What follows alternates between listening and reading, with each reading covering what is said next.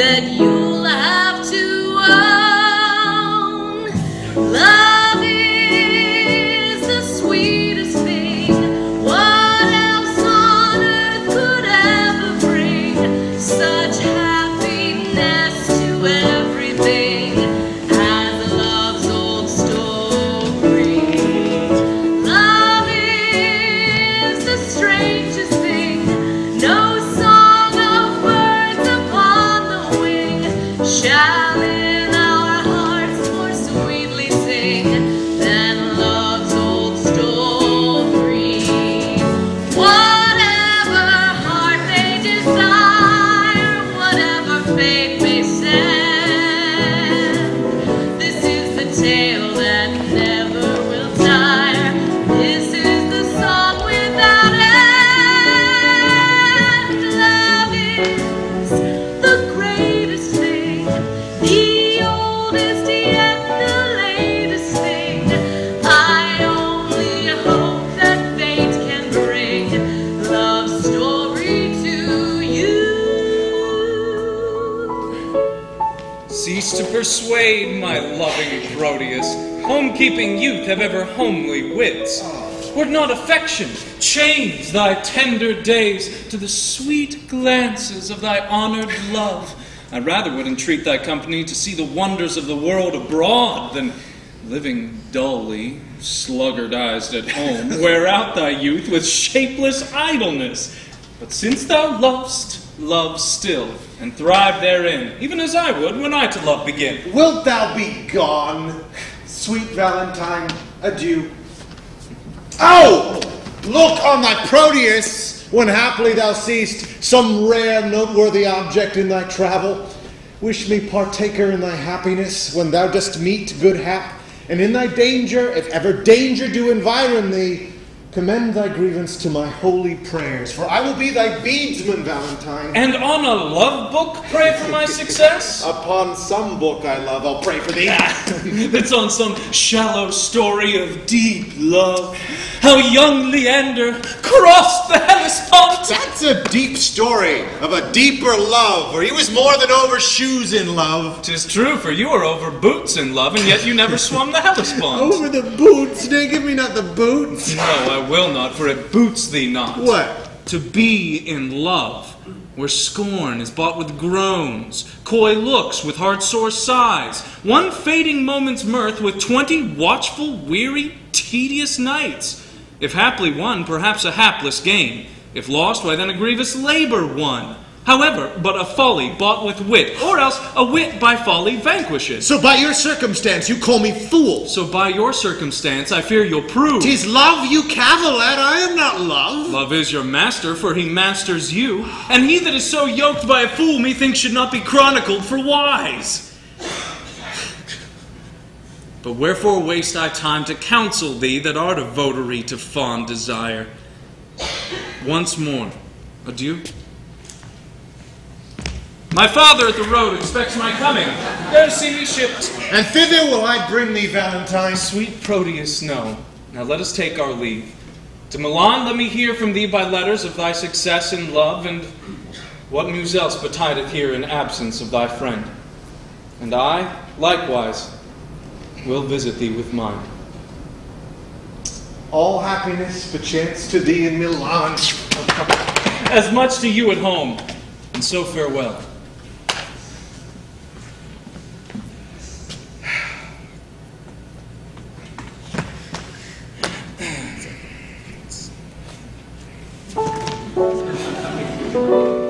He after honor hunts, I after love.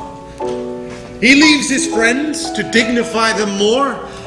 I leave myself, my friends, and all for love. Thou, Julia, thou hast metamorphosed me, made me neglect my studies, lose my time, war with good counsel, set the world at naught, made wit with musing weak, heart sick with thought. It's Proteus, save you. Saw you, my master. But now he went from hence to embark for Milan. 20 to 1. Then he's shipped already. And I played the sheep in losing him. Indeed, a sheep doth very often stray, and if the shepherd be a while away. You conclude that my master is a shepherd then, and I a sheep? I do. Why then, my horns are his horns, whether I wake or sleep. A silly answer, and fitting well a sheep. This proves me still a sheep. True, and thy master a shepherd. Nay, that I can deny by a circumstance. It shall go hard, but I can prove it by another. The shepherd seeks the sheep, and not the sheep the shepherd. But I seek my master, and my master seeks not me. Therefore, I am no sheep. The sheep for fodder follows the shepherd for food follows not the sheep. Thou for wages followest thy master for wages follows not thee, therefore thou art a sheep. Such another proof will make me cry ba-ah-ah-ah. But dost thou hear? Gavest thou my letter to Julia? Aye, sir. I, a lost mutton, gave your letter to her, a laced mutton, and she, a laced mutton, gave me, a lost mutton, nothing for my labor. Here's too small a pasture for such store of mutton. If the ground be overcharged, 'twere best stick her. Nay, and that you were astray, 'twere best pound you. Nay, sir, less than a pound shall serve me for carrying your letter. Come, open the matter in brief. What said she? Open your purse, that the money and the matter may be both at once delivered. Well, here's for thy pains. What said she? Truly, sir, I think you'll hardly win her. Why? Couldst thou perceive so much in her? I could perceive nothing at all from her. No, not so much as a ducat for carrying your letter. And being so hard to me that brought your mind, I fear she'll prove as hard to you in telling your mind. Give her no tokens but stones, for she's as hard as steel. What said she? Nothing? Nay, not so much as take this for thy pains. Henceforth, carry your letters yourself, and so, sir, I will commend you to my master. Go, be gone, to save your ship from wreck, which cannot perish having thee aboard, being destined for a drier death on shore.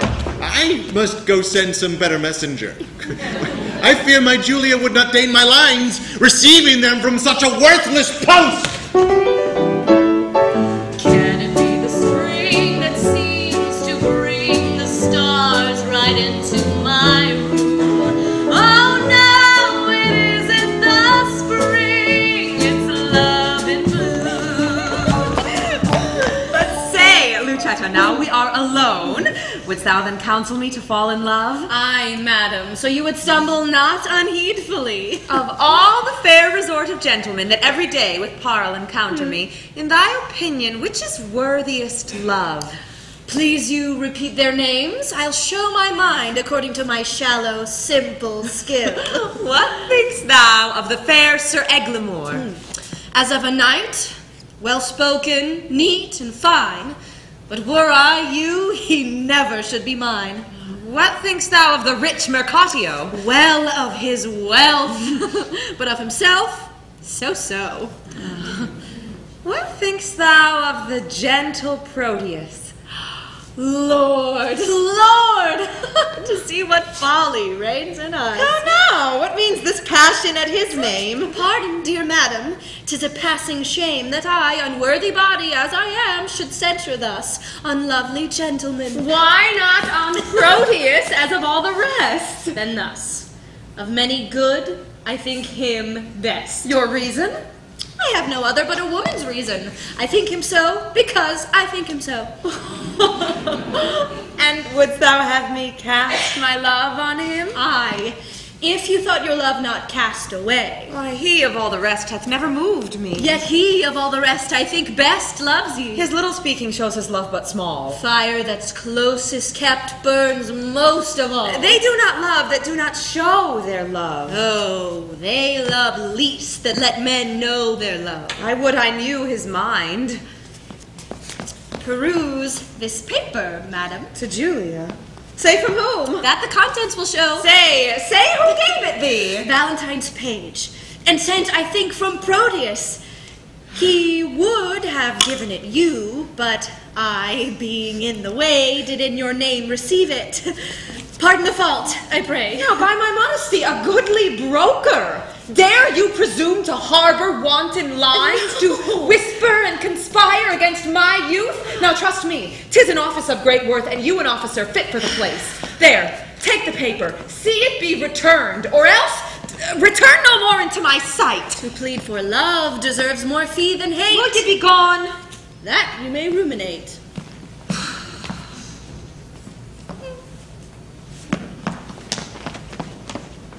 And yet, I would I had o'erlooked the letter. It were a shame to call her back again and pray her to a fault for which I chid her.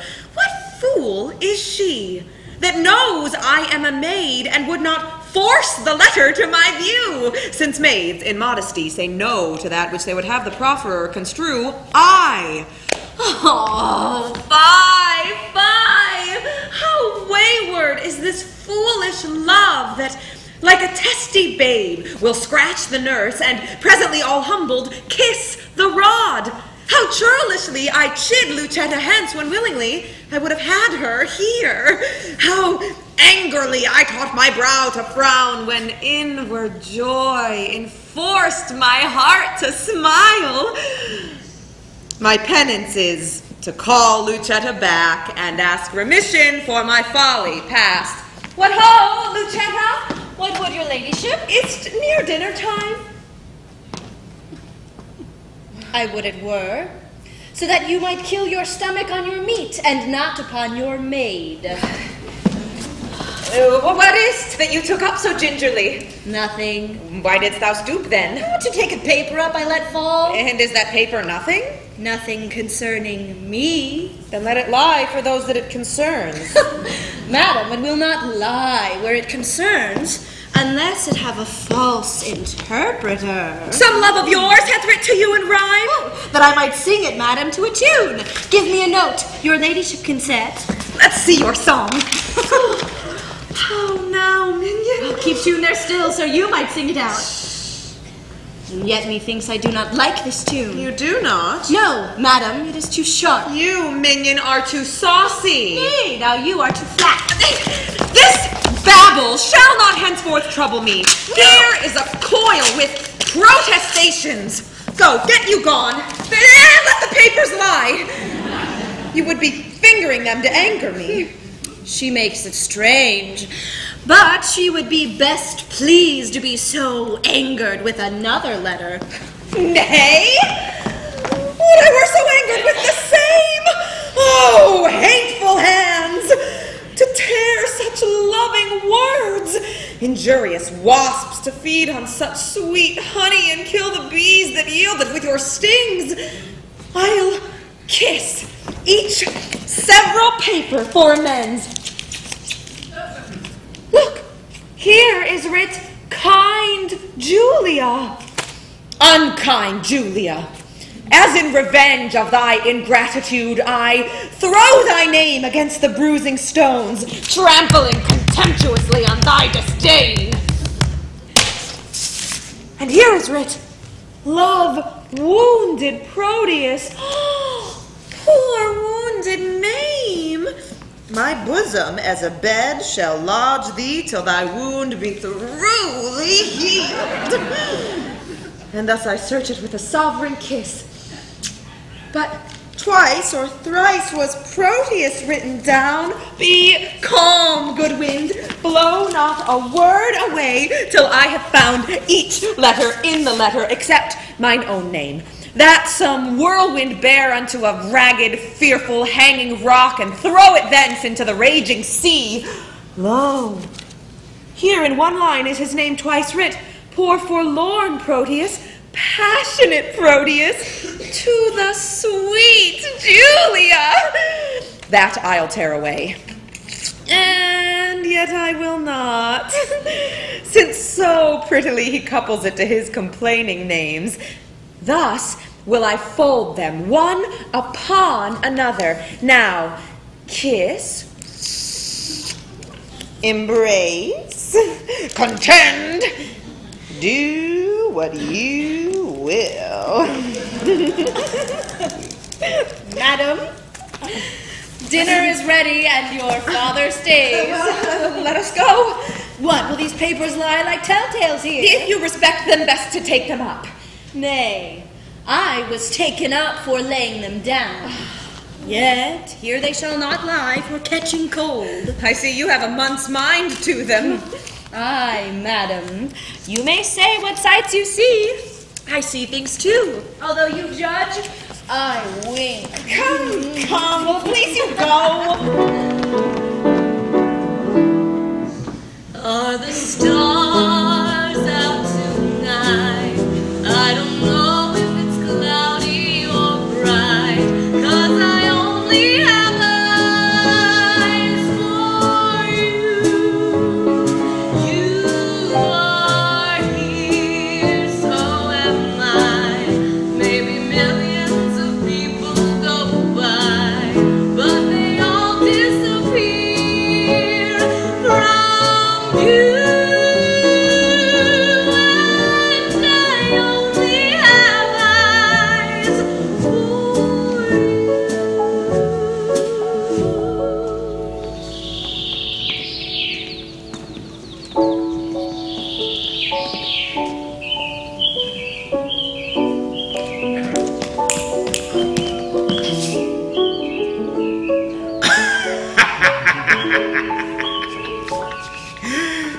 Tell me, Panthino, what sad talk was that wherewith my brother held you in the cloister? 'Twas of his nephew, Proteus, your son. Why? What of him? He wondered that your lordship would suffer him to spend his youth at home, while other men of slender reputation put forth their sons to seek preferment out, some to the wars to try their fortune there, some to discover islands far away, some to the studious universities.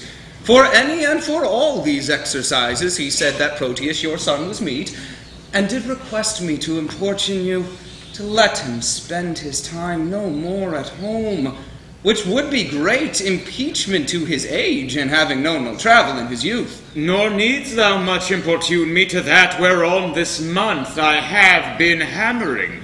I have considered well his loss of time, and how he cannot be a perfect man, not being tried and tutored in the world.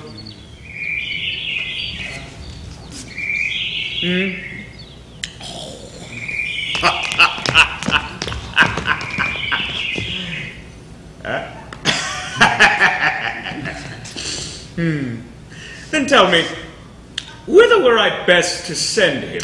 I think your lordship is not ignorant how his companion, youthful Valentine, attends the emperor in his royal court. I know it well. 'Twere good, I think, you sent him thither.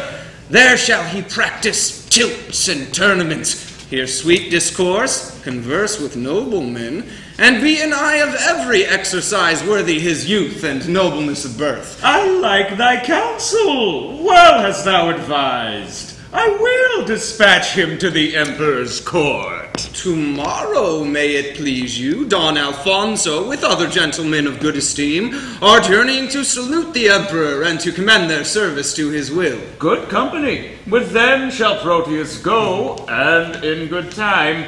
Now will we break with him. Sweet love, sweet lines, sweet life. Here is her hand. The agent to her heart. Here is her oath of love, her honor's pawn. Ah, that our fathers would applaud our loves and seal our happiness with their consents. Oh, heavenly Julia.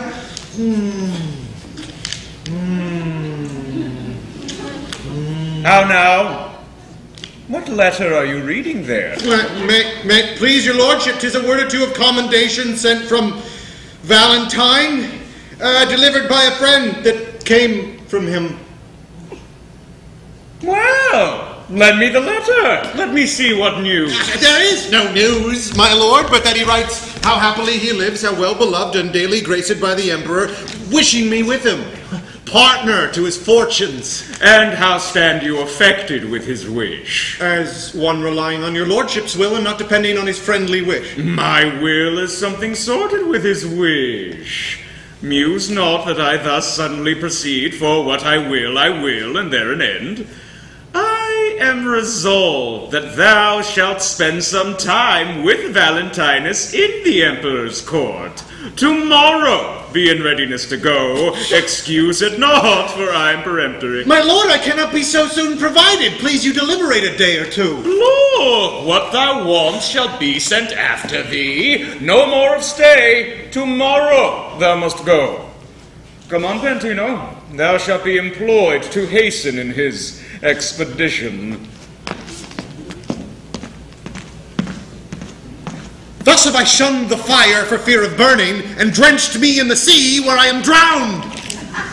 I feared to show my father Julia's letter, lest he should take exceptions to my love. And with the vantage of my own excuse, hath he accepted most against my love. Oh, how this spring of love resembleth the uncertain glory of an April day, which now shows all the beauty of the sun, and by a cloud takes all away. Sir Proteus, your father calls for you. He is in haste, therefore I pray you to go. Why, thus it is, my heart accords thereto, and yet 1,000 times it answers no.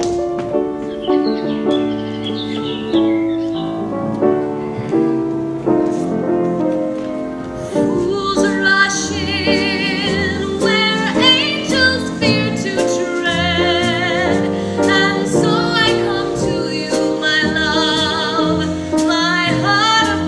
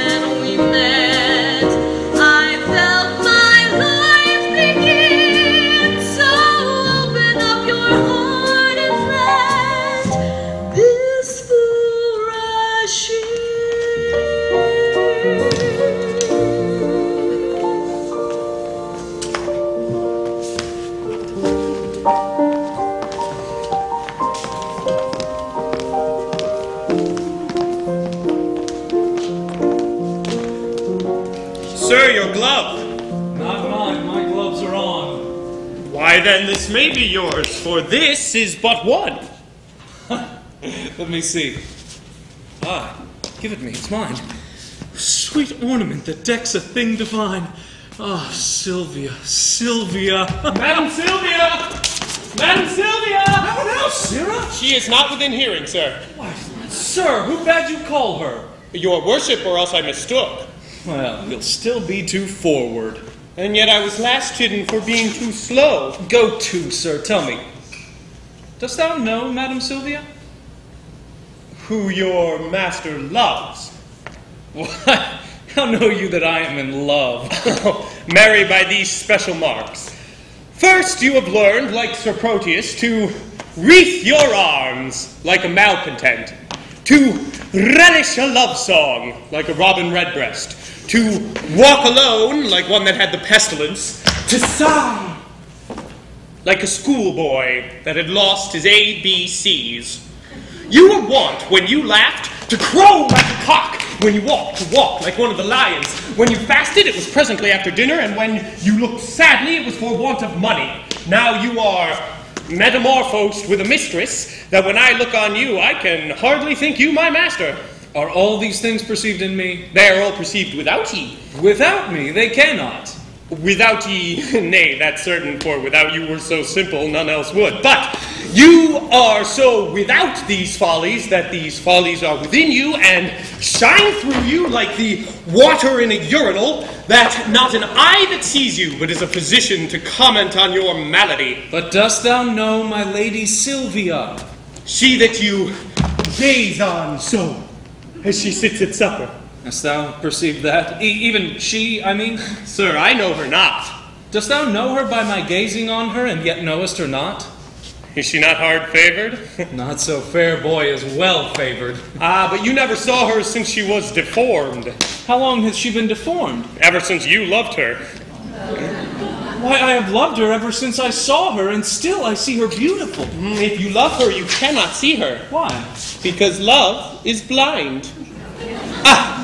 That you had mine eyes, or your own eyes had the lights they were wont to have when you chid Sir Proteus for going unguarded. What should I see then? Your own present folly and her passing deformity. For he, being in love, could not see to garter his hose, while you, being in love, cannot see to put on your hose. Belike, boy, then you are in love, for last morning you could not see to wipe my shoes. True, sir.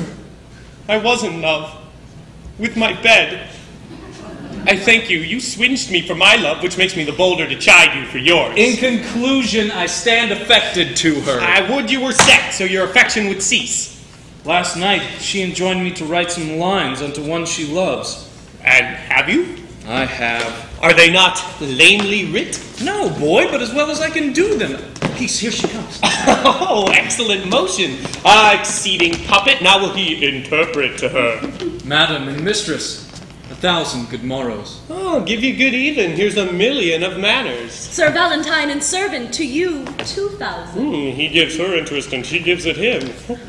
As you enjoined me, I have writ your letter unto the secret nameless friend of yours, which I was much unwilling to proceed in, but for my duty to your ladyship. Ay, thank you, gentle servant. 'Tis very clerkly done.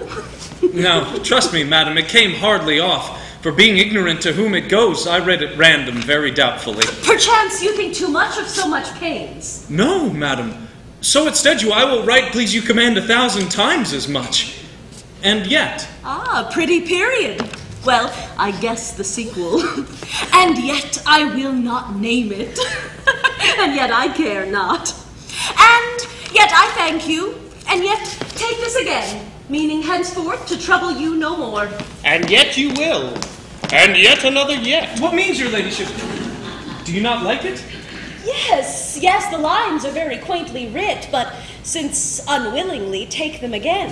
Nay, take them. Madam, they are for you. Aye. Aye, you writ them, sir, at my request, but I'll none of them. They are for you. I would have had them written more movingly. Please, your ladyship, I'll write you another. And when it's writ for my sake, read it over. And if it please you, why, so.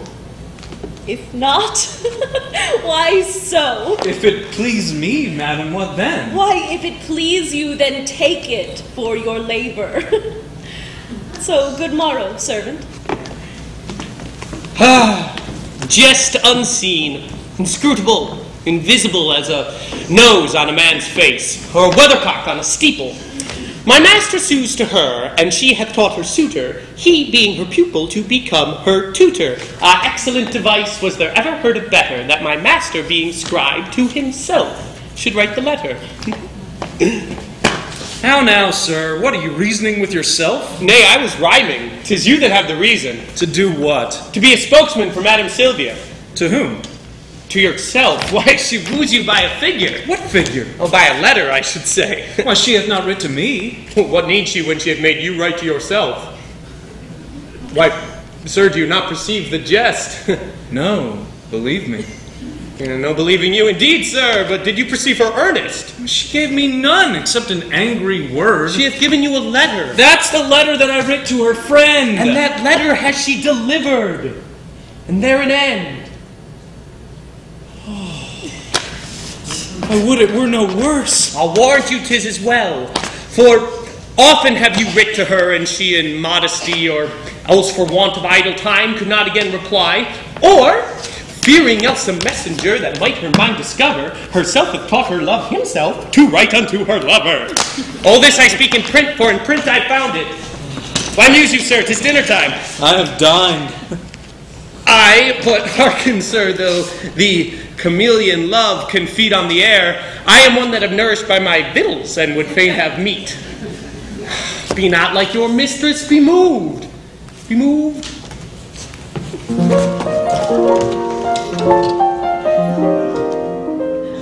Whether you are here or yonder, whether you are false or true,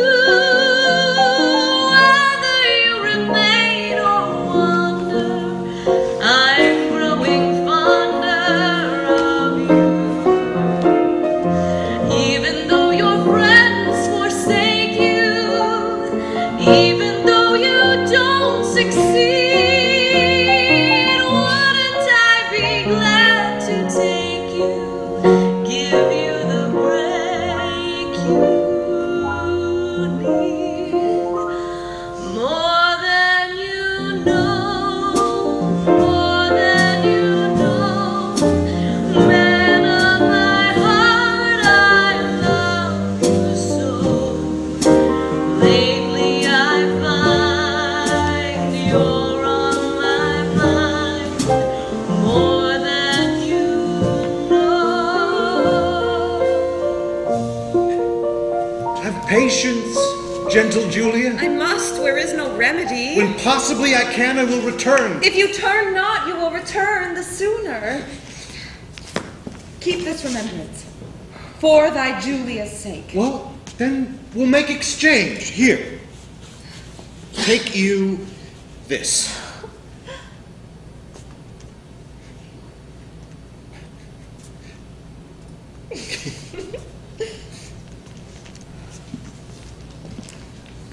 And seal the bargain with a holy kiss.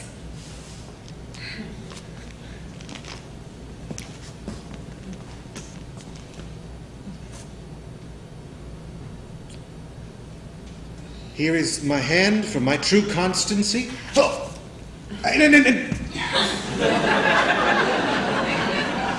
And when that hour o'erslips me in the day wherein I sigh not, Julia, for thy sake, the next ensuing hour some foul mischance torment me for my love's forgetfulness. My father stays my coming. No. Answer not. The tide is now. Nay, not that tide of tears. That tide will stay me longer than I should. Julia, farewell.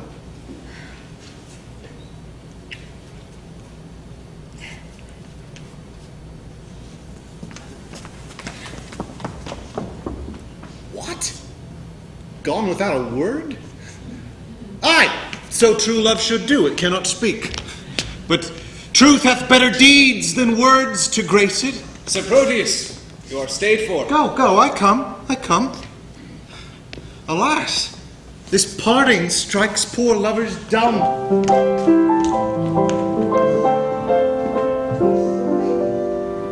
Gone is the romance that was so divine. 'Tis broken and cannot be mended. You must go your way and I must go mine. But now that our love dreams have ended, what'll I do when you are far away and I am blue? What'll I do? What'll I do when I am wandering blue?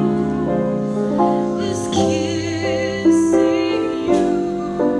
What'll I do? What'll I do with just a photograph to tell my troubles to? When I'm alone with only dreams of you that won't come true, what'll I do?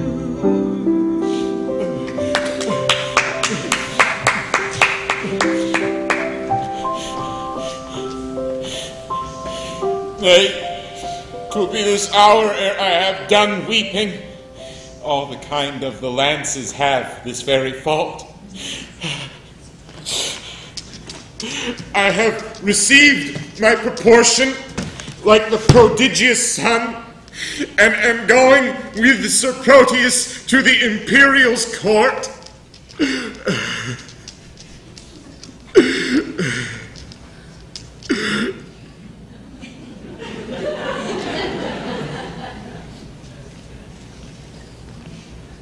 I think Crab, my dog, be the sourest natured dog that lives.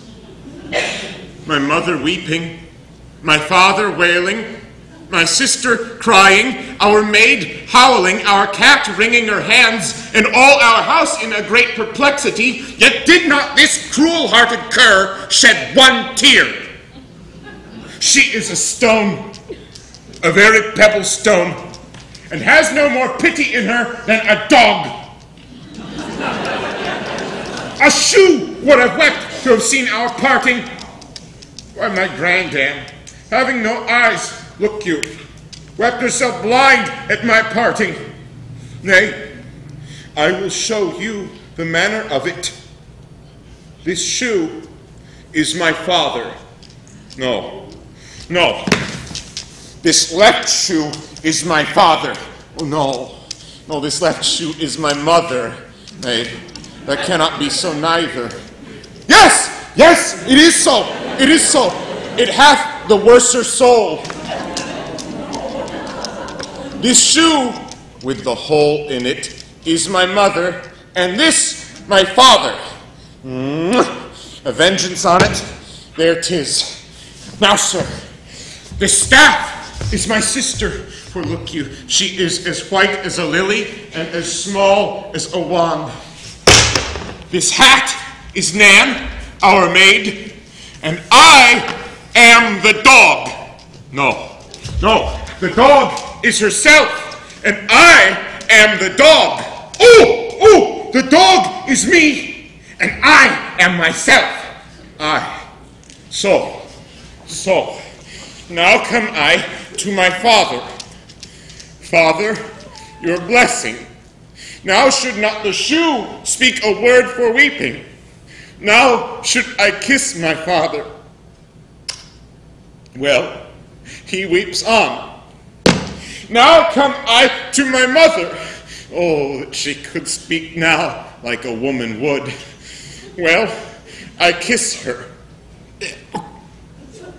Why, there 'tis. Here's my mother's breath up and down. Now come I to my sister. Oh, mark the moans that she makes. Now the dog, all this while, sheds not a tear, nor speaks a word. But see how I lay the dust with my tears. Launce! Launce!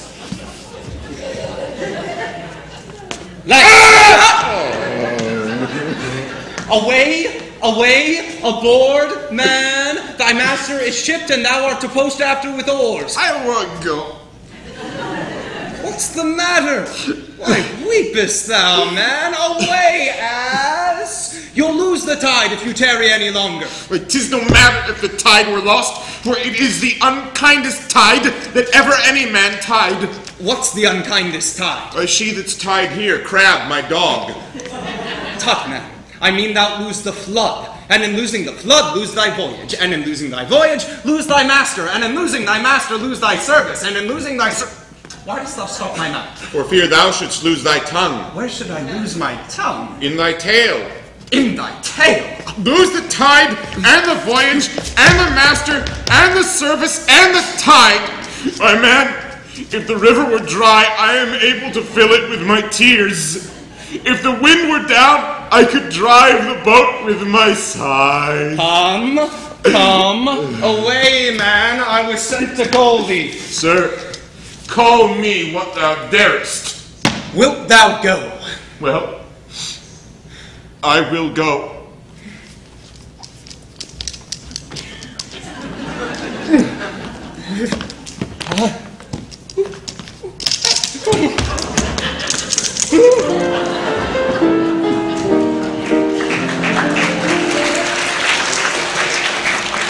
I'm in the mood for love, simply because you're near me. Funny, but when you're near me, I'm in the mood for love. Servant! Mistress? Master? Sir Thurio frowns on you. Aye, boy, it's for love. Not of you. Of my mistress, then. Twere good you knocked him. Servant! You are sad. Indeed, madam, I seem so. Seem you that you are not? Haply I do. So do counterfeits. So do you. What seem I that I am not? Wise. What instance of the contrary? Your folly. How quoth you my folly? I quoted in your jerkin. My jerkin is a doublet. Why, then I'll double your folly. How? What? Angry, Sir Thurio? Do you change color? Give him leave, madam. He is a kind of chameleon. That hath more mind to feed on your blood than live in your air. You have said, sir. Aye, sir, and done too. For this time. I know it well, sir. You always end ere you begin. Oh, fine volley of words, gentlemen, and quickly shot off. 'Tis indeed, madam. We thank the giver. Who is that, servant? Yourself, sweet lady, for you gave the fire. Sir Thurio borrows his wit from your ladyship's looks and spends what he borrows kindly in your company. If you spend word for word with me, sir, I'll make your wit bankrupt. I know it well, sir. You have an exchequer of words, and I think no other treasure to give your followers, for it appears by their bare liveries they live by your bare words. No more, gentlemen, no more. Here comes my father. Now, daughter, Silvia, you are hard beset.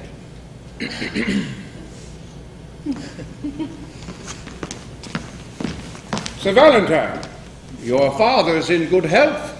What say you to a letter from your friends of much good news? My lord, I will be thankful to any happy messenger from thence. Know ye Don Antonio, your countryman? Aye, my good lord. I know the gentleman to be of worth and worthy estimation, and not without desert so well reputed. Hath he not a son? Aye, my good lord. A son that well deserves the honor and regard of such a father. You know him well. I know him as myself. For from our infancy we have conversed and spent our hours together, and though myself have been an idle truant, yet hath Sir Proteus, for that's his name, made use and fair advantage of his days. His years but young, but his experience old. His head unmellowed, but his judgment ripe. He is complete in feature and in mind, with all good grace to grace a gentleman. Beshrew me, sir, but if he make this good, he is as worthy for an empress' love as meet to be an emperor's counsellor. Well, sir, this gentleman is come to me with commendation from great potentates, and here he means to spend his time a while. I think 'tis no unwelcome news to you. Should I have wished a thing, it had been he. Welcome him, then, according to his work. Silvia, I speak to you, and you, Sir Thurio. For Valentine, I need not cite him to it. I will send him hither to you presently.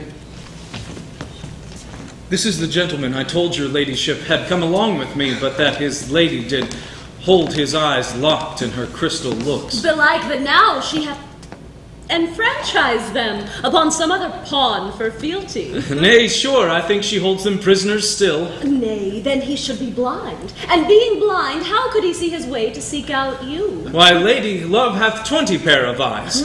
They say that love hath not an eye at all. To see such lovers, Thurio, as yourself, upon a homely object, love can wink. Have done. Have done.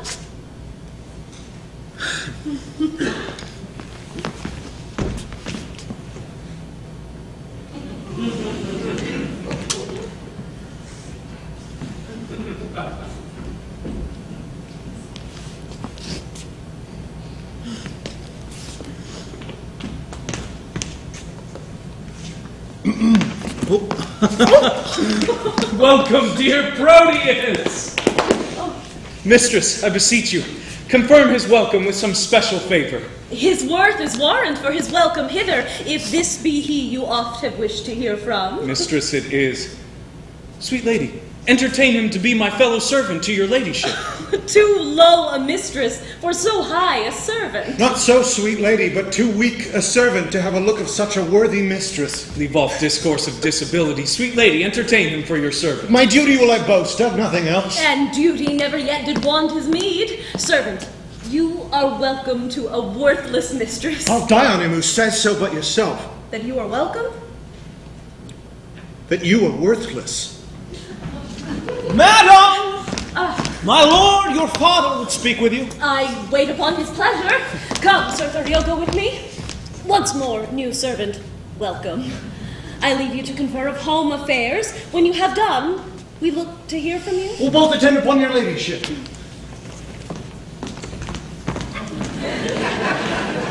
Now, how do all from whence you came? Your friends are well, and have them much commended. And how do yours? I left them all in health. How does your lady, and how thrives your love? My tales of love were wont to weary you. I know you joy not in a love discourse. Ay, Proteus, but that life is altered now.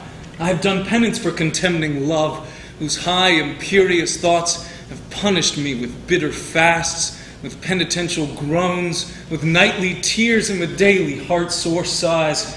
Oh, gentle Proteus, love's a mighty lord, and hath so humbled me, as I confess, there is no woe to his correction, nor to his service no such joy on earth. Now no discourse except it be of love. Now can I break my fast, dine, sup, and sleep upon the very naked name of love. Enough! I read your fortune in your eyes. Was this the idol that you worship so? Even she. And is she not a heavenly saint? No, but she is an earthly paragon. Call her divine. I will not flatter her. Oh, flatter me, for love delights in praises. When I was sick, you gave me bitter pills, and I must minister the like to you. Then speak the truth by her. If not divine, yet let her be a principality, sovereign to all the creatures on the earth. Except my mistress. Sweet, accept not any, except thou wilt accept against my love. Have I not reason to prefer mine own? And I will help thee to prefer her too. She shall be dignified with this high honor, to bear my lady's train. Why, Valentine, what braggartism's this? Pardon me, Proteus. All I can is nothing to her whose worth makes other worthies nothing. She is alone. Then let her alone. Not for the world. Why, man, she is mine own. and I as rich in having her as 20 seas, if all their sand were pearl, the water nectar, and the rocks pure gold. Forgive me that I do not dream on thee, because thou seest me dote upon my love. My foolish rival, that her father likes only for his possessions are so huge, hath gone with her along. And I must after, for love, thou know'st, is full of jealousies. But she loves you! Aye, and we are betrothed. Nay, more, our marriage hour, with all the cunning manner of our flight determined of. How I must climb her window, the ladder made of cords, and all the means plotted and agreed on for my happiness. Good Proteus, go with me to my chamber, in these affairs to aid me with thy counsel. Go you before. I shall inquire you forth. I must unto the road to disembark some necessaries that I needs must use, and I'll presently wait upon you. Will you make haste? I will.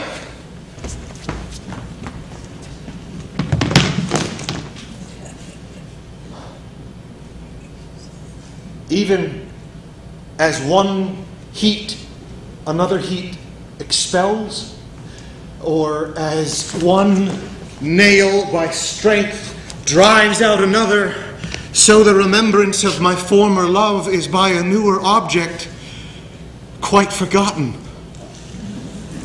Is it mine or Valentina's praise, her true perfection, or my false transgression that makes me reasonless to reason thus? She is fair, and so is Julia, that I love, that I did love. For now, that love is thawed, which like a waxen image gainst a fire bears no impression of the thing it was. Methinks my zeal to Valentine is cold, and that I love him not as I was wont. Oh, but I love his lady too much. And that's the reason I love him so little. How shall I dote on her with more advice, that thus without advice begin to love her? 'Tis but a picture I have yet beheld, and that hath dazzled my reason's light. But when I look on her perfections, there is no reason, but I shall be blind. If I can check my erring love, I will. If not, to compass her, I'll use my skill. I've got you under my skin. I've got you deep in the heart of me. So deep in my heart, you're really a part of me. I've got you under my skin. I've tried so not to give in. I've said to myself, this affair never will go so well. But why should I try to resist when, darling, I know so well I've got you under my skin. I'd sacrifice anything, come what might, for the sake of having you near, in spite of a warning voice that comes in the night and repeats in my ear. Don't you know, little fool, you never can win. Use your mentality, wake up to reality. But each time I do, just the thought of you makes me stop before I begin. 'Cause I've got you under my skin. Lance? Ha-ha, by mine honesty! Welcome to Milan. Forswear not thyself, sweet youth, for I am not welcome. I reckon this always, that a man is never undone till he be hanged, nor never welcome to a place till some certain shot be paid and the hostess say, welcome. Come on, you madcap. I'll to the alehouse with you presently, where for 1 shot of 5 pence thou shalt have 5,000 welcome. But, Cyril, how did thy master part with Madame Julia? Marry. After they closed in earnest, they parted very fairly in jest. But shall she marry him? No. How then shall he marry her? No, neither. What, are they broken? Oh, no, they are both as whole as a fish. Why then, how stands the matter with them? Marry, thus. When it stands well with him, it stands well with her. What an ass art thou, I understand thee not. Why, what a block art thou that thou canst not? My staff understands me. What thou sayest? Aye, and what I do too, for look thee, are but lean, and my staff understands me. It stands under thee indeed. I stand under, and understand is all one. But tell me true, wilt be a match? Go and ask my dog. If she say aye, it will. If she say no, it will. If she shake her tail and do nothing, it will. The conclusion then is that it will. Thou shalt never get such a secret from me but by a parable. 'Tis well that I get it thus. But, tell me, Launce, how didst thou say about my master becoming a notable lover? I never knew him otherwise. Then what? A notable lubber, as thou reportest him to be. Why, thou whoreson ass, thou mistakest me. Why, fool, I meant not thee, I meant thy master. I tell thee, my master has become a hot lover. Why, I tell thee, I care not though he burn himself in love. If thou wilt, go with me to the alehouse. If thou wilt not, thou art not worth the name of a Christian. Why? Because thou hast not so much charity in thee as to go to the ale with a Christian. Wilt thou go? At thy service.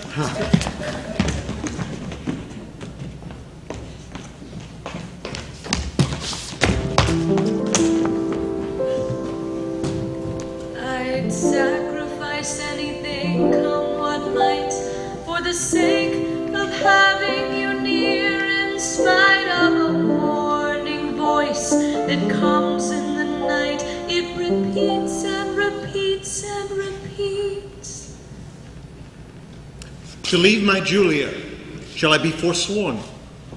To love fair Silvia, shall I be forsworn? To wrong my friend, I shall be much forsworn. And even that power, which gave me first my oath, provokes me to this threefold perjury. Love bade me swear, and love bids me forswear. Ah, sweet suggesting love, if thou hast sinned, teach me, thy tempted subject, to excuse it. At first I did adore a twinkling star, but now I worship a celestial sun. Unheedful vows may heedfully be broken. I cannot leave to love, and yet I do. But there I leave to love where I should love. Julia I lose, and Valentine I lose. If I keep them, I needs must lose myself. If I lose them, thus find I by their loss, for Valentine myself, for Julia Silvia. I to myself am dearer than a friend, for love is still most precious in itself. And Silvia, witness heaven that made her fair, shows Julia but a swarthy Ethiop.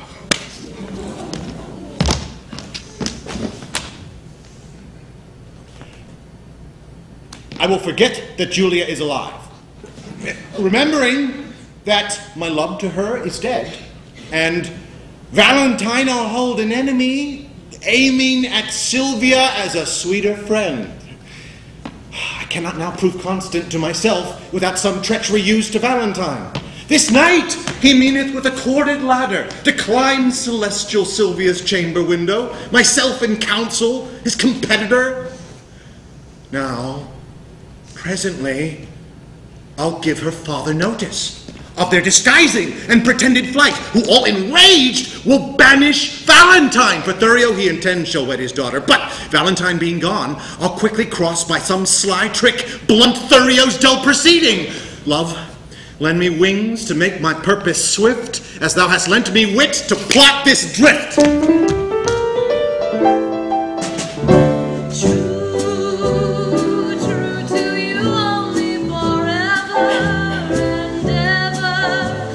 I'm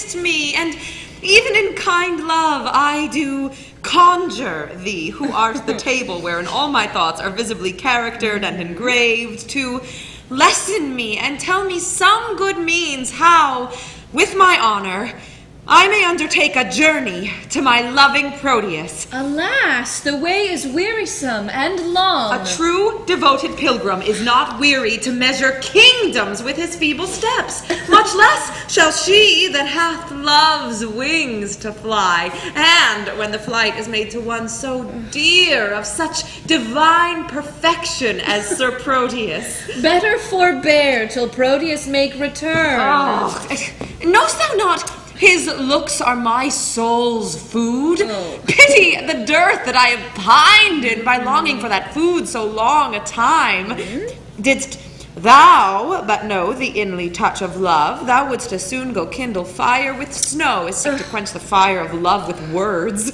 I do not seek to quench your love's hot fire, but qualify the fire's extreme rage, lest it should burn above the bounds of reason. The more thou damnest it up, the more it burns.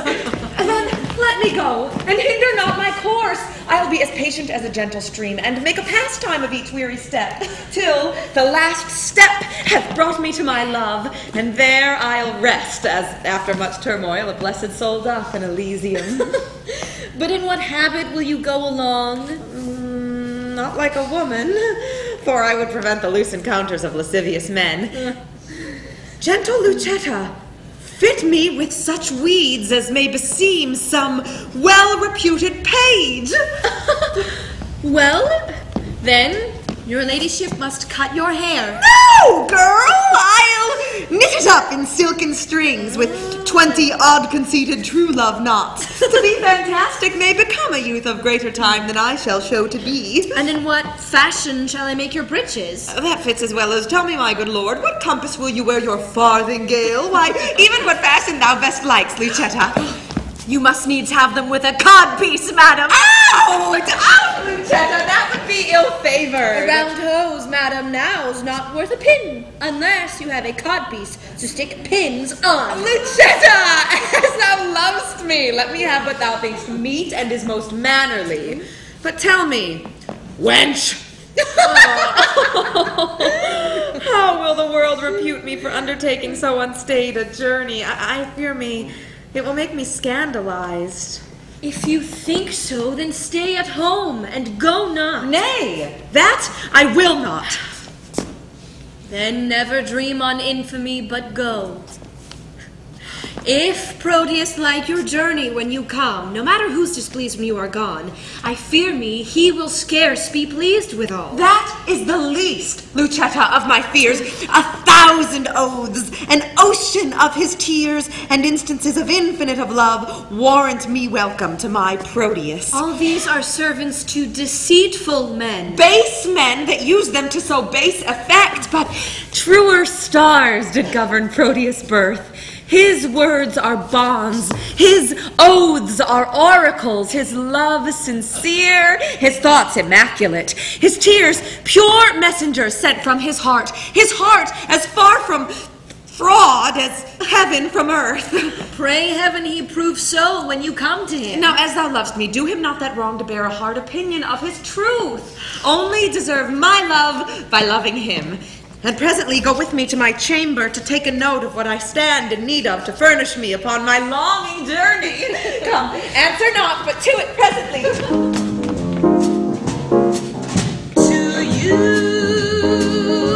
my heart cries out perfidia, for I found you the love of my life in somebody else's arms.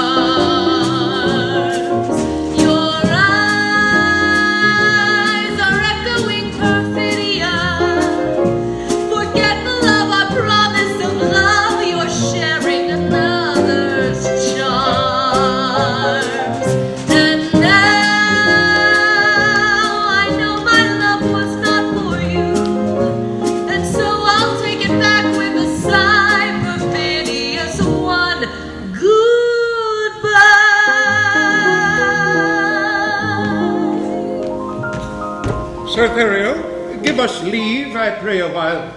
We have some secrets to confer about. Now, Proteus, tell me, what's your will with me? My gracious lord, that which I would discover, the law of friendship bids me to conceal. But when I call to mind your gracious favors done to me, undeserving as I am, my duty pricks me on to utter that which else no worldly good should draw from me.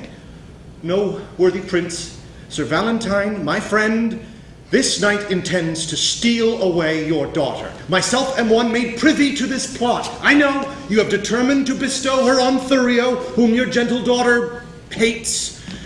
And should she be thus stolen away from you, it would be much vexation to your age. Proteus, I thank thee for thine honest care, which to requite, command me while I live. This love of theirs myself have often seen. Haply when they have judged me fast asleep, and oftentimes have purposed to forbid Sir Valentine her company and my court. Fearing lest my jealous aim might err, and so unworthily disgrace the man, I gave him gentle looks, thereby to find that which thyself hast now disclosed to me. No, worthy lord, they have devised a mean how he her chamber window will ascend, and with a corded ladder fetch her down, for which the youthful lover now is gone, and this way comes he with it presently, where if it please you, you may intercept him. But, good my lord, do it so cunningly that my discovery be not aimed at. For love of you, not hate unto my friend, hath made me publisher of this pretense. On mine honor, he shall never know that I had any light from thee of this. Adieu, my lord, Sir Valentine is coming.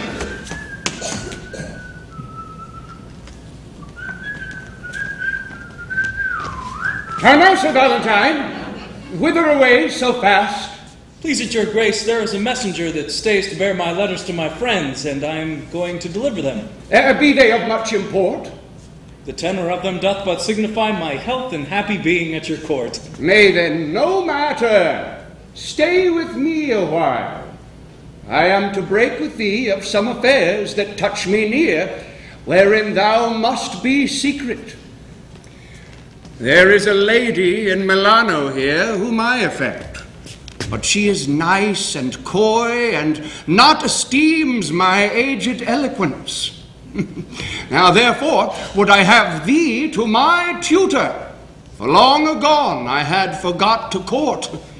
Besides, the fashion of the time has changed. How and which way I may bestow myself to be regarded in her sun-bright eye. Win her with gifts if she respect not words. Dumb jewels, often in their silent kind, more than quick words do move a woman's mind. But she did scorn a present that I sent her. A woman sometimes scorns what best contents her. Send her another, never give her o'er, for scorn at first makes after love the more. But she, I mean, is promised by her friends unto a youthful gentleman of worth, and kept severely from resort of men, that no man hath access by day to her. Why, then I would resort to her by night. Aye, but the doors be locked, and keys kept safe, that no man hath recourse to her by night. What lets but one may enter at her window? Her chamber is a loft, far from the ground, and built so shelving that one cannot climb it without apparent hazard of his life. Why, then, a ladder quaintly made of cords to cast up with a pair of anchoring hooks would serve to scale another hero's tower, so bold Leander would adventure it. Now, as thou art a gentleman of blood, advise me where I may have such a ladder. When would you use it? Pray, sir, tell me that. This very night, for love is like a child that longs for everything that he can come by. By 7 o'clock I'll get you such a ladder. But hark thee, I will go to her alone. How shall I best convey the ladder thither? It will be light, my lord, that you may bear it under a cloak that is of any length. A cloak as long as thine will serve the turn? Aye, my good lord. Then let me see thy cloak. I'll get me one of such another length. Why, any cloak will serve the turn, my lord. How shall I fashion me to wear a cloak? I pray thee, let me feel thy cloak upon me.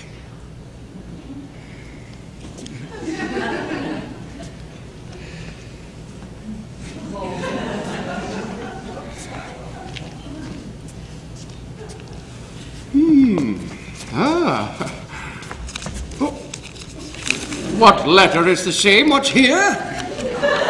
To Silvia. I'll be so bold to break the seal at once.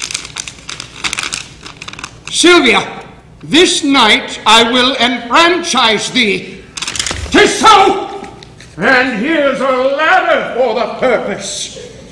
Go, base intruder, overweening slave, bestow thy fawning smiles on equal mates, and think my patience more than thy desert is privilege for thy departure hence. But if thou linger in my territories longer than swiftest expedition will give thee time to leave our royal court, by heaven, my wrath shall far exceed the love I ever bore my daughter or thyself. Begone! I will not hear thy vain excuse. But as thou lovest thy life, make speed from hence!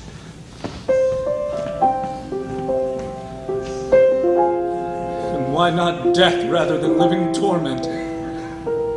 To die is to be banished from myself, and Silvia is myself. Banished from her is self from self, a deadly banishment. What light is light if Silvia be not seen? What joy is joy if Silvia be not by? Unless it be to think that she is by, and feed upon the shadow of perfection. Except I be by Silvia in the night, there is no music in the nightingale. Unless I look on Silvia in the day, there is no day for me to look upon. She is my essence, and I leave to be if I be not by her fair influence, fostered, illumined, cherished, kept alive. I fly not death to fly his deadly doom. Tarry I here, I but attend on death. But fly I hence, I fly away from life. Run! Run, boy, run and seek him out! So ho! What seest thou? Him we go to find. There's not a hair on his head, but 'tis a Valentine. Valentine. No, Who then, his spirit? neither. What then? Nothing. Can nothing speak?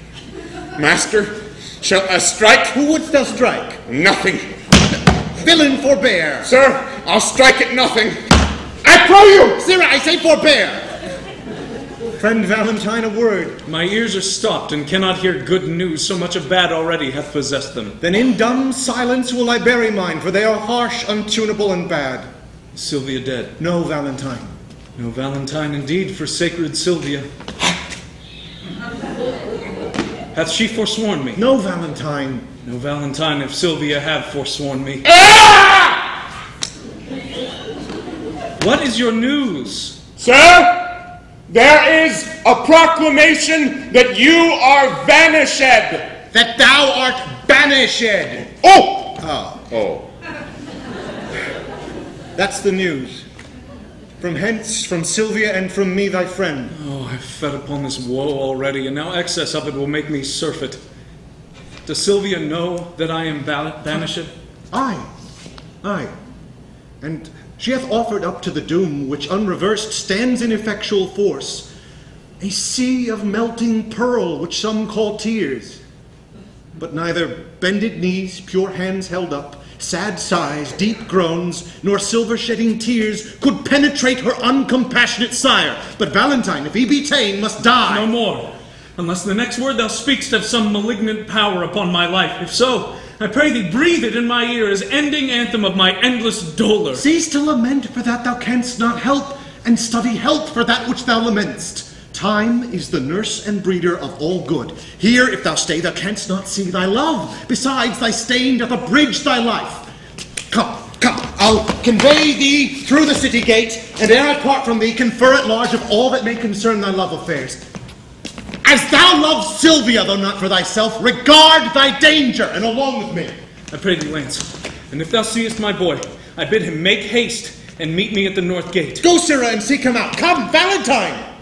Oh, my dear Silvia, Hapless Valentine!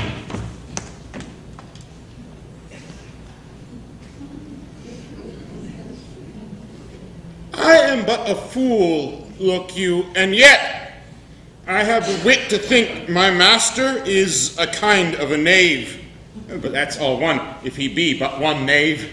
He lives not now that knows me to be in love. Yet I am in love. But a team of horse shall not pluck that from me, nor who 'tis I love. Yet 'tis a woman. But what woman, I will not tell myself.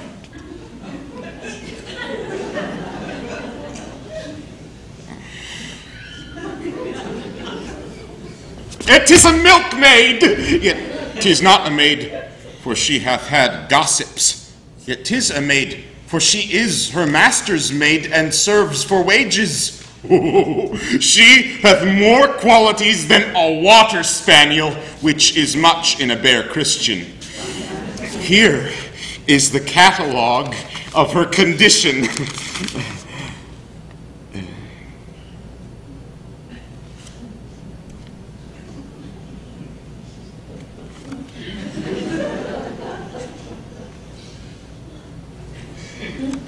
No. Oh! Imprimus, she can fetch and carry. Why, a horse can do no more! Nay, a horse cannot fetch, but only carry. Therefore is she better than a jade. Item, she can milk. Why, look you, a sweet virtue in a maid with clean hands. How now, Senior Launce? What news with your mastership? With my master's ship? Why, it is at sea. Well, your old vice still mistake the word. What news then in your paper? The blackest news that ever thou heardest. Why, man, how black? Why, as black as ink. Let me read them. Fie on thee, jolthead, thou canst not read. Thou liest, I can. I will try thee. Tell me this. Who begot thee? Mary, the son of my grandfather. Oh, illiterate loiterer.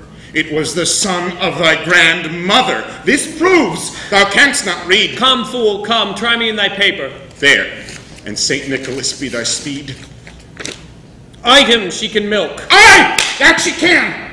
Item, she brews good ale. And thereof comes the proverb, blessing of your heart, you brew good ale. Item, she can wash and scour.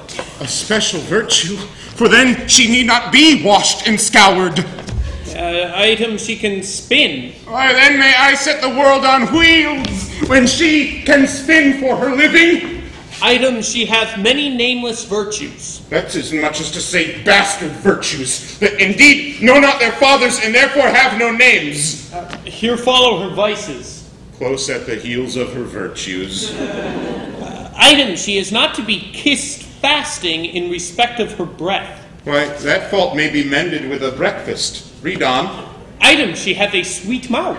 Why, that doth make amends for her sour breath. Item, she doth talk in her sleep. Why, 'tis no matter for that, so she sleep not in her talk. Item, she is slow in words. Oh, villain, that set this down among her vices. To be slow in words is a woman's only virtue. I pray you, out with it, and place it for her chief virtue. Item, she hath no teeth. Well, I care not for that neither, because I love crusts. Item, she is cursed. Well, the best is she hath no teeth to bite. Item, she will often praise her liquor. Well, if her liquor be good, she shall. If she will not, I will, for good things should be praised.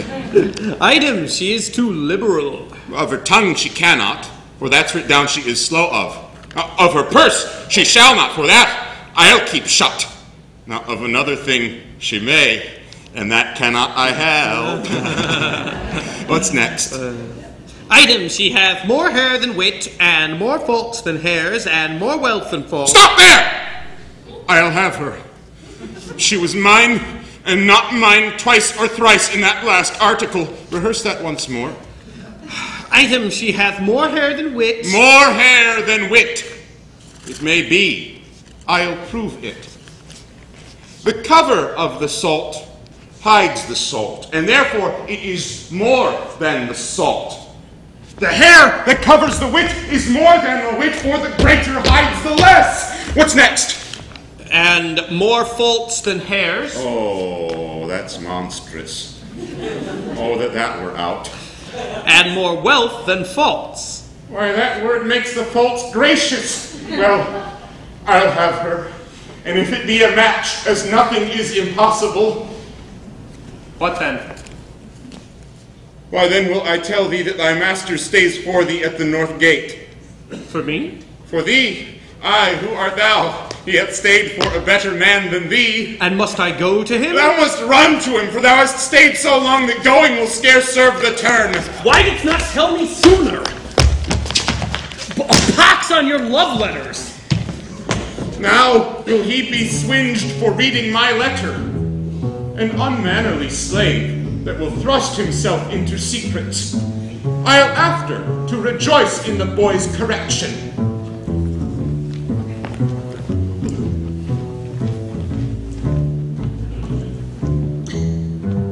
You gotta give a little, take a little, and let your poor heart break a little. That's the story of, that's the glory of love.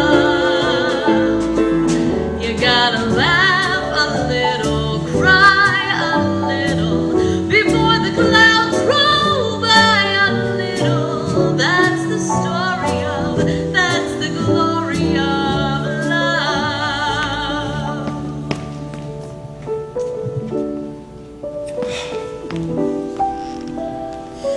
Sir Thurio, fear not but that she will love you, now Valentine is banished from her sight. Since his exile she hath despised me most, forsworn my company, and railed at me that I am desperate of obtaining her. This weak impress of love is as a figure trenched in ice, which with an hour's heat dissolves to water and doth lose his form. A little time will melt her frozen thoughts, and worthless Valentine shall be forgot. How now, Sir Proteus? Is your countryman, according to our proclamation, gone? Gone, my good lord. My daughter takes his going grievously. A little time, my lord, will kill that grief. So I believe, but Thurio thinks not so. Proteus, the good conceit I hold of thee makes me the better to confer with thee. Thou knowst how willingly I would effect the match between Sir Thurio and my daughter? I do, my lord. And also I think thou art not ignorant how she opposes him against my will. She did, my lord, when Valentine was here. Aye, and perversely she persevers so.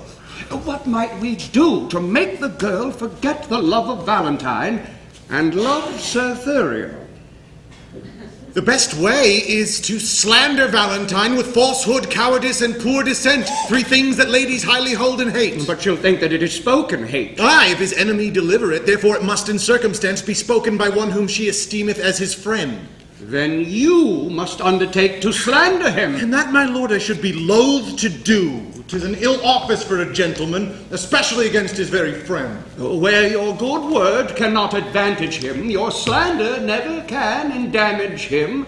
Therefore the office is indifferent, being entreated to it by your friend.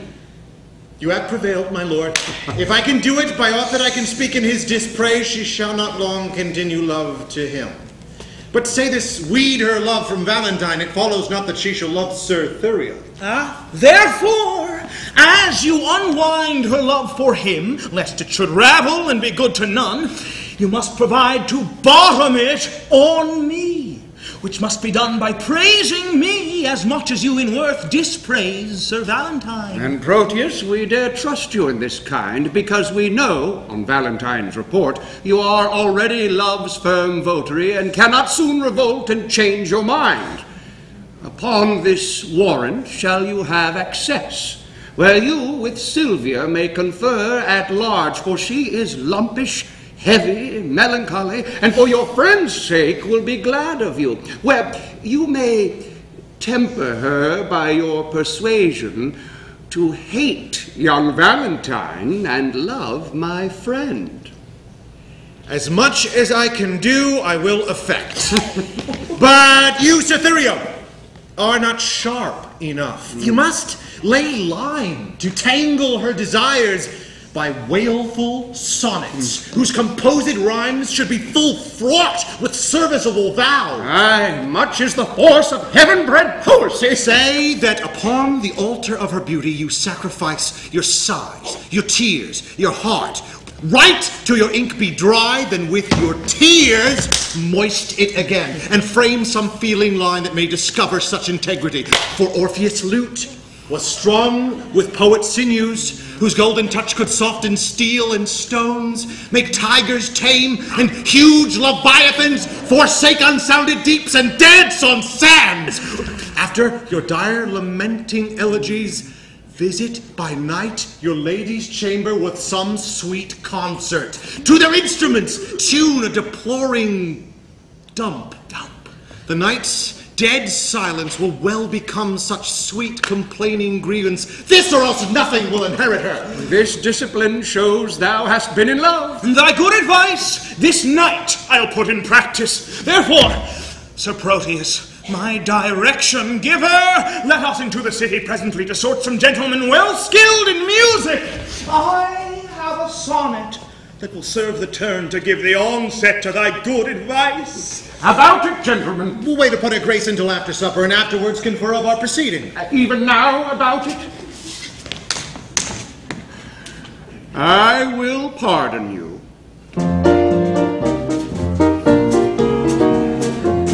There may be trouble ahead, but while there's moonlight and music and love and romance, let's face the music and dance. Before the fiddlers have played, before they ask us to pay the bill, and while we still have the chance, let's face the music and dance.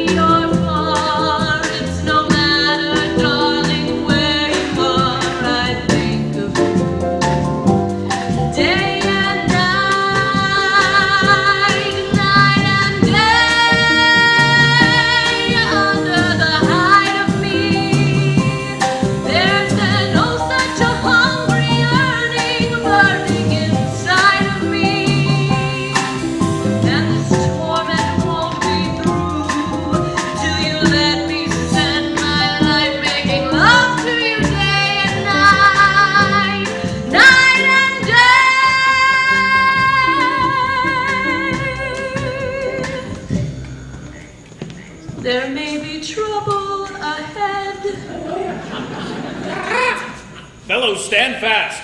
I see a passenger. If there be 10, shrink not, but down with them. Stand, sir, and throw us that you have about ye. If not, we'll make you sit and rifle you. Sir, we are undone. These are the villains that all the travelers do fear so much. My friends! That's not so, sir. We are your enemies. Peace. We'll hear him. Aye, by my beard will we, for he's a proper man. Then know that I have little wealth to lose. A man I am crossed with adversity. My riches are these poor habiliments, of which, if you should here disfurnish me, you take the sum and substance that I have. Whither travel you? To Verona. Whence came you?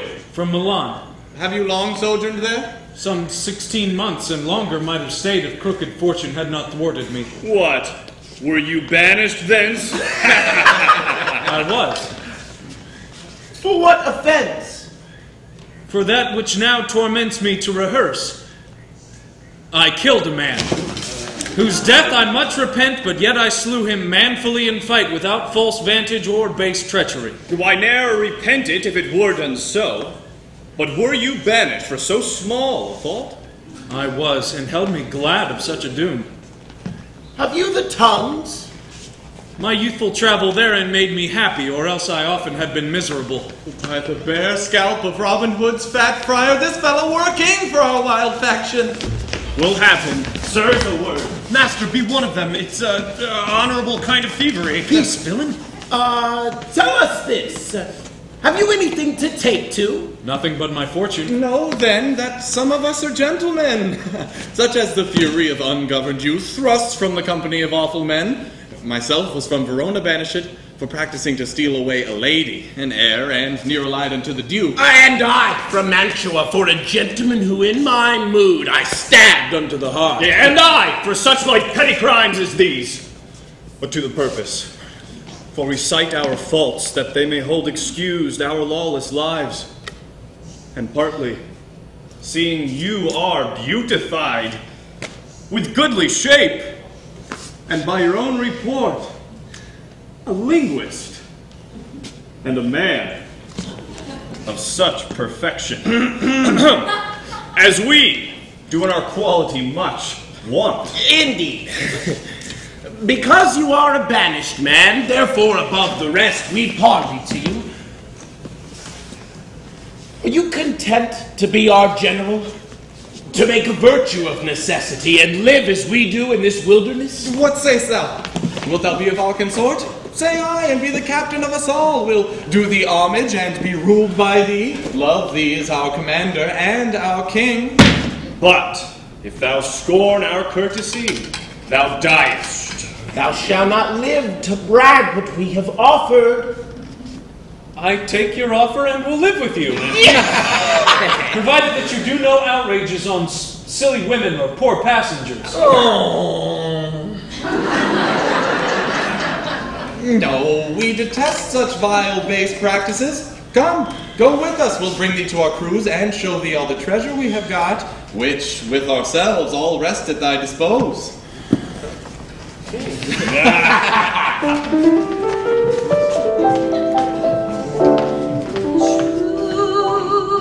True to you only forever and ever I'm true. Already have I been false to Valentine, and now I must be as unjust to Thurio. Under color of commending him, I have access, my own love to prefer. But Silvia is too fair, too true, too holy to be corrupted with my worthless gifts. When I protest true loyalty to her, she twits me with my falsehood to my friend.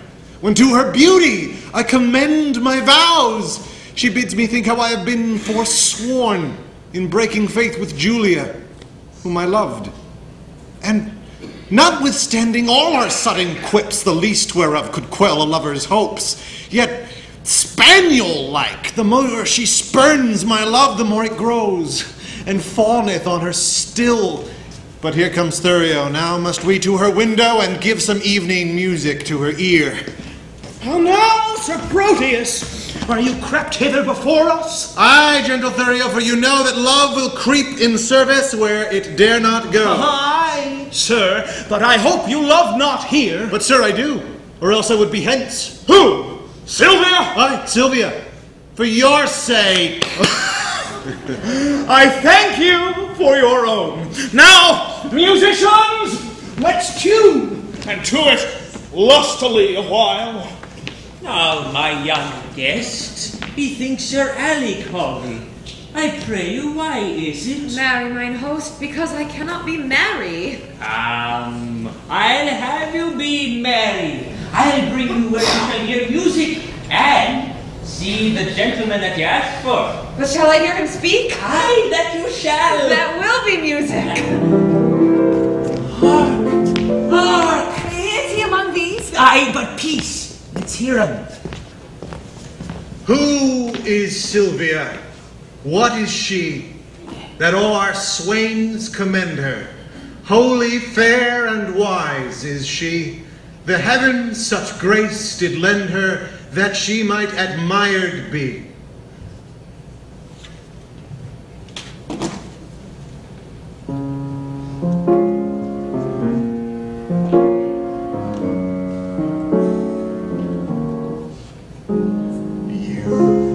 Go to my hand, and you linger like a haunting refrain, and I find you spinning round in my brain, like the bubbles in a glass of champagne.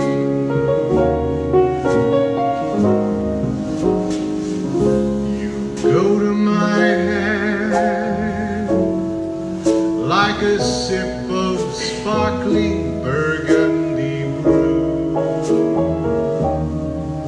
and I find the very mention of you like the kicker in a julep or two.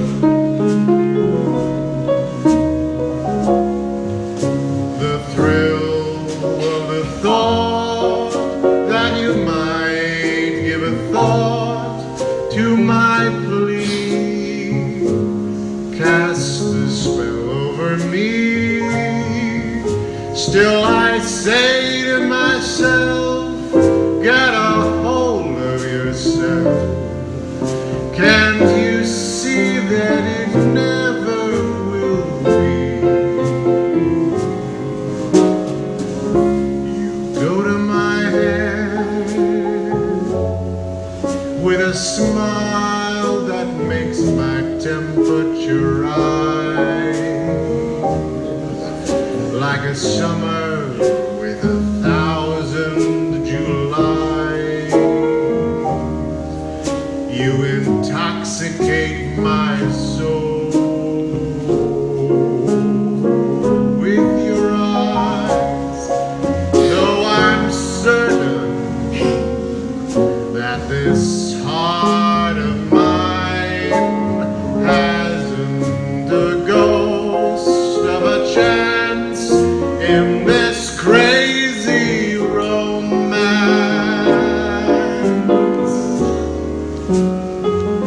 You go to my hand.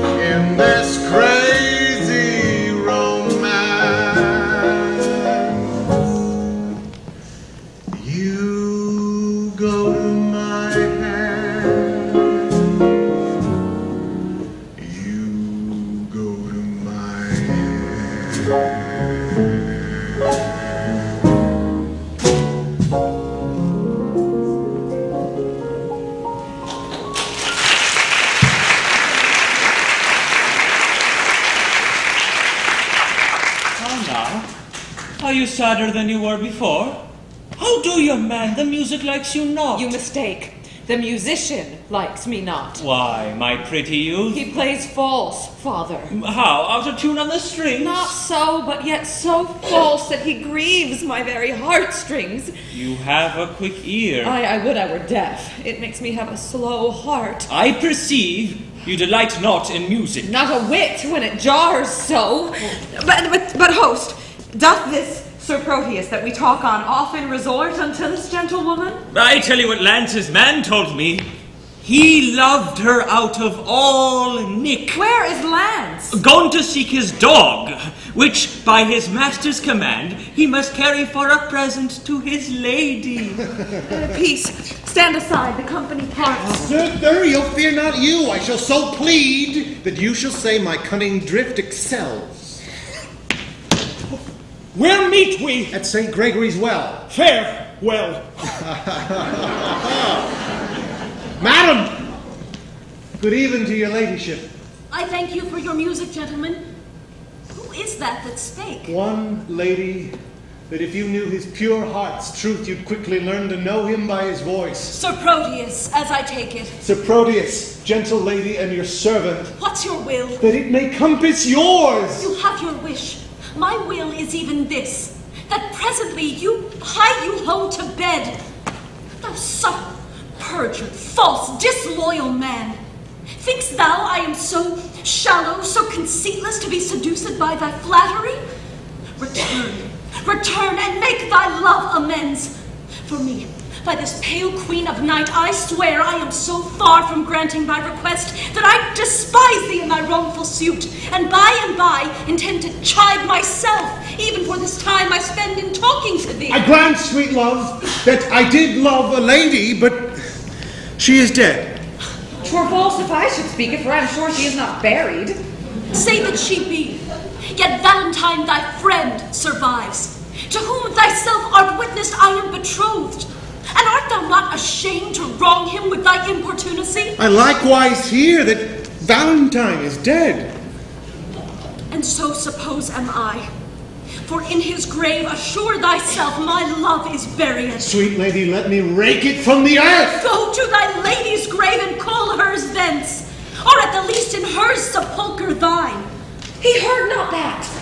Gentle lady, if your heart be so obdurate, vouchsafe me yet your picture for my love. To that I'll speak, to that I'll sigh and weep.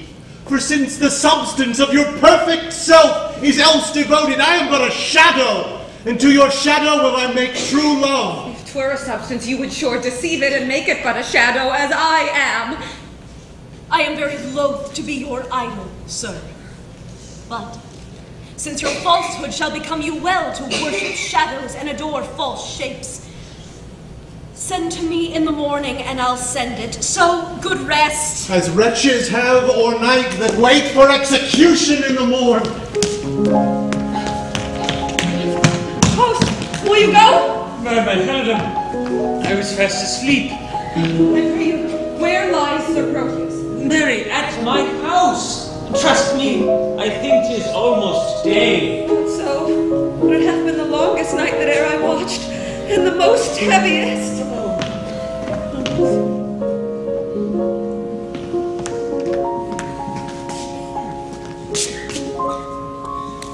This is the hour that Madam Silvia entreated me to call and know her mind. There's some great matter she'd employ me in.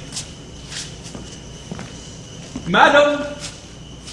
Madam! Who calls? Your servant and your friend, one who attends your ladyship's command. Sir Eglamour, 1,000 times good morrow. As many worthy lady to yourself. According to your ladyship's impose, I am thus early come to know what service it is your pleasure to command me in. Oh, Eglamour, thou art a gentleman. Think not I flatter, for I swear I do not. Valiant, wise, remorseful, well accomplished. Thou art not ignorant what dear goodwill I bear unto the banished Valentine, nor how my father would enforce me marry vain Thurio, whom my very soul abhors. Thyself hast loved, and I have heard thee say no grief ever came so near thy heart as when thy lady and true love died. upon whose grave thou vow'dst pure chastity. Eglamour, I would to Valentine, to Mantua, where I hear he makes abode, and for the ways are dangerous to pass, I do desire thy worthy company, upon whose faith and honor I repose. Urge not my father's anger, Eglamour, but think upon my grief, a lady's grief, and on the justice of my flying hence, to keep me from a most unholy match, which heaven and fortune still rewards with plagues. I do desire thee from a heart as full of sorrows as the sea of sands, to bear me company and go with me. If not, to hide what I have said to thee, that I may venture to depart alone. Madam,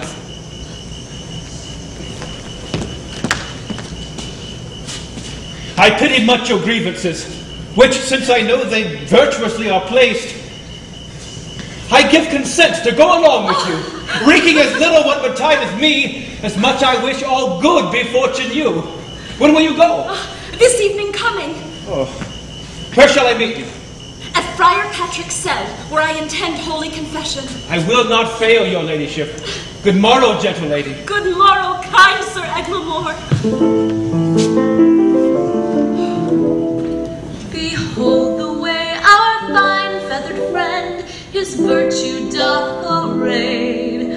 Thou knowest not, my dim-witted friend, the picture thou hast made. Thy vacant brow and thy tousled hair conceal thy good intent. Thou noble, upright, truthful, sincere, and slightly dopey gent. You're my funny Valentine, sweet comic Valentine. You make me smile with my heart. And stay out.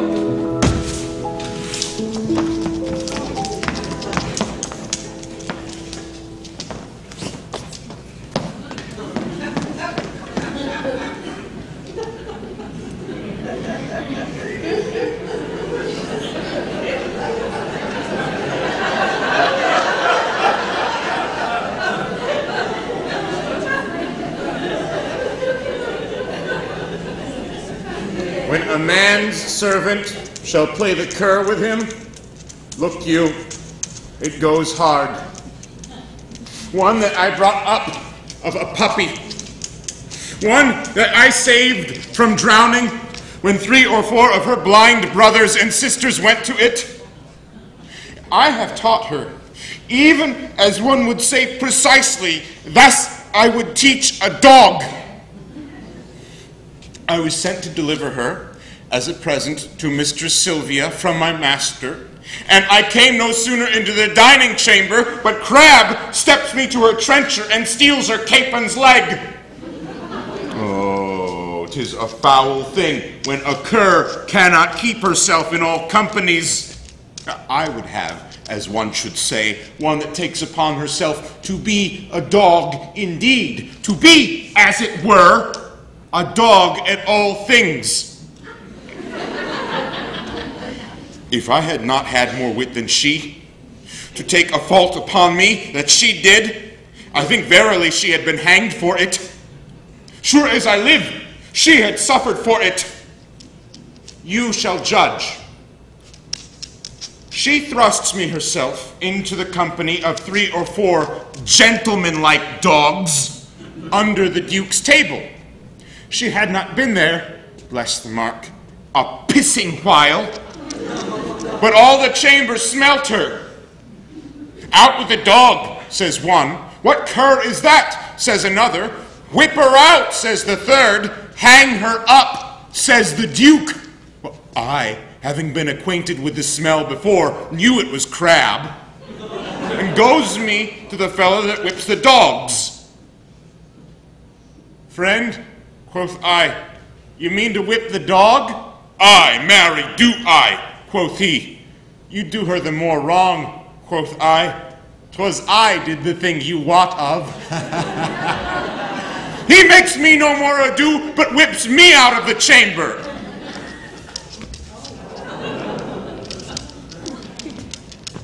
How many masters would do this for his servant? Nay, I'll be sworn, I have sat in the stocks for puddings she hath stolen, otherwise she had been executed. I have stood on the pillories for geese that she hath killed, otherwise she had suffered for it. Thou thinkest not of this now. Nay, I remember the trick you served me when I took my leave of Madam Silvia. No. Did not I bid thee still mark me, and do as I do? Now when didst thou see me heave up my leg and make water against a gentlewoman's farthingale? Didst thou ever see me do such a trick? Sebastian is thy name.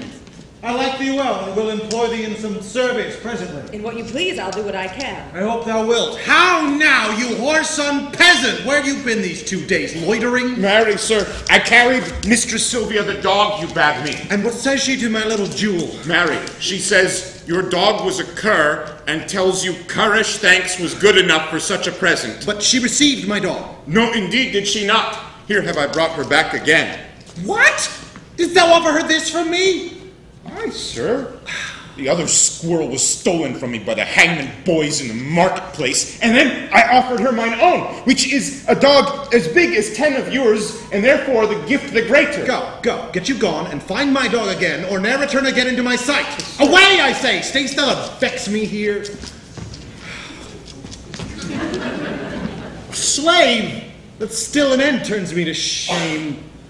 Sebastian, I have entertained thee partly for I have need of such a youth that can with some discretion do my business, for 'tis no trusting the young foolish lout, but chiefly for thy face and thy behavior, which, if my augury deceive me not, witness good bringing up, fortune, and truth. Therefore know thou, for this I entertain thee.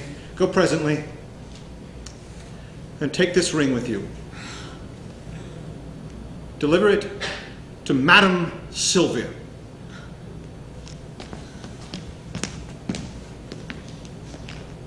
She loved me well, delivered it to me. It seems you loved not her to leave her token. She is dead, belike? Not so, I think she lives. Alas! Why dost thou cry, alas? I cannot choose but pity her. Wherefore shouldst thou pity her? Because methinks that she loved you as well as you do love your lady Silvia. She dreams on him that has forgot her love. You dote on her that cares not for your love. 'Tis pity love should be so contrary, and thinking on it makes me cry. Alas! Well, give her that ring, and therewithal this letter. That's her chamber. Tell my lady, I claim the promise of her heavenly picture. Your message done, hie home unto my chamber, where you shall find me, sad and solitary.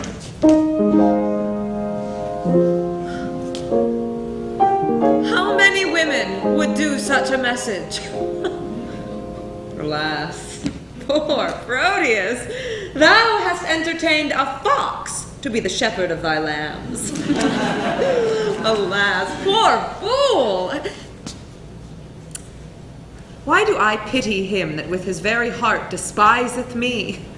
Because he loves her, he despiseth me. Because I love him, I must pity him. This ring I gave him when he parted from me to bind him, to remember my goodwill, and now am I, unhappy messenger, to plead for that which I would not obtain, to carry that which I would have refused, to praise his faith which I would have dispraised. I am my master's true confirmed love, but cannot be true servant to my master unless I prove false traitor to myself. Yet will I woo for him, but yet so coldly as heaven it knows I would not have him speed. Gentlewoman, good day, I pray you. Be my means to bring me where to speak with Madam Silvia. What would you with her, if that I be she? If you be she, I do entreat your patience to hear me speak the message I am sent on. From whom? From my master, Sir Proteus, madam. Oh, he sends you for a picture. Aye, madam. Ursula, bring my picture here. Go give your master this. And tell him from me, one Julia that is changing thoughts forget would better fit his chamber than this shadow. Madam, please you, peruse this letter. Pardon me, madam. I have unadvised delivered you a paper that I should not. This is the letter to your ladyship. I pray you let me look on that again. It may not be, good madam. Pardon me. There. Hold. I will not look upon your master's lines. I know that they are stuffed with protestations and full of newfound oaths, which he will break as easily as I do tear his paper. Madam, he sends your ladyship this ring. The more shame for him that sends it me. For I have heard him say 1,000 times his Julia gave it him at his departure. Though his false finger have profaned the ring, mine shall not do his Julia so much wrong. She thanks you. What sayest thou? I thank you, madam, that you tender her. Poor gentlewoman. My master wrongs her much. Dost thou know her? Almost as well as I do know myself. To think upon her woes, I do protest that I have wept 100 several times. Belike she thinks that Proteus hath forsook her. I think she doth. And that's her cause of sorrow. Is she not passing fair? She hath been fairer, madam, than she is. When she did think my master loved her, well, she, in my judgment, was as fair as you. But since she did neglect her looking glass and threw her sun-expelling mask away, the air hath starved the roses in her cheeks and pinched the lily tincture of her face, that now she is become as black as I. How tall was she? About my stature. At Pentecost, when all our pageants of delight were played, our youth got me to play the woman's part, and I was trimmed in Madame Julia's gown, which served me as fit, by all men's judgments, as if the garment had been made for me. Therefore I know she is about my height. And at that time I made her weep a good, for I did play a lamentable part. Madam, 'twas Ariadne, passioning for Theseus' perjury and unjust flight, which I so lively acted with my tears that my poor mistress, moved therewithal, wept bitterly, and would I might be dead if I in thought felt not her very sorrow. She is beholding to thee, gentle youth. Alas, poor lady, desolate and left. I weep myself to think upon these words. Here, youth, there is my purse. I give thee this for thy sweet mistress' sake, because thou lovest her.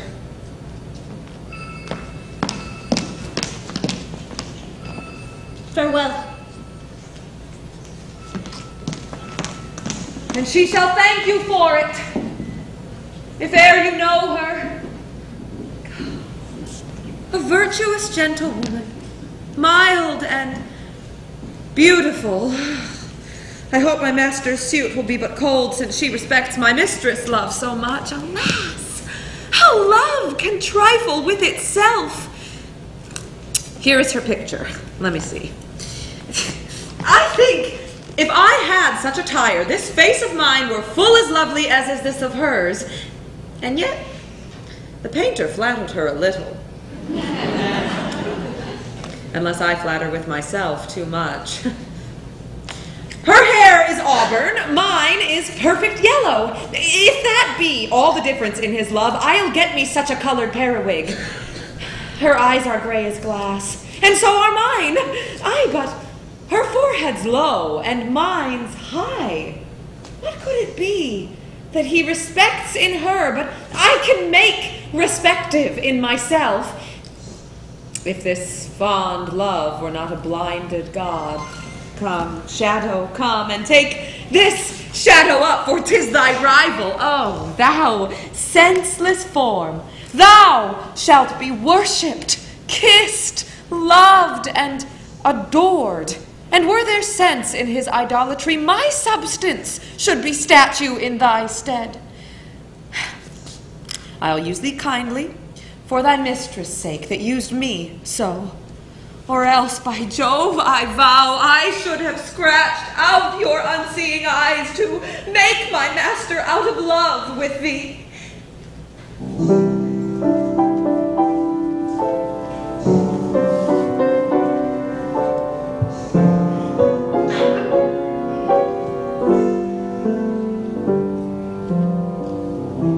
The sun comes up, I think about coffee cup, I think about you. I want you so, it's like I'm losing my mind.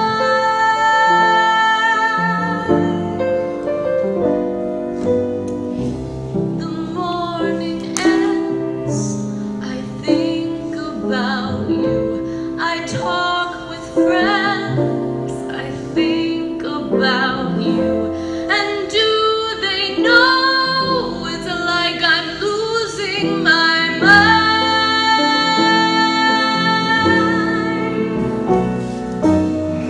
All afternoon doing every little chore. The thought of you stays bright. Sometimes I stand in the middle of the floor. Not going left, not going right.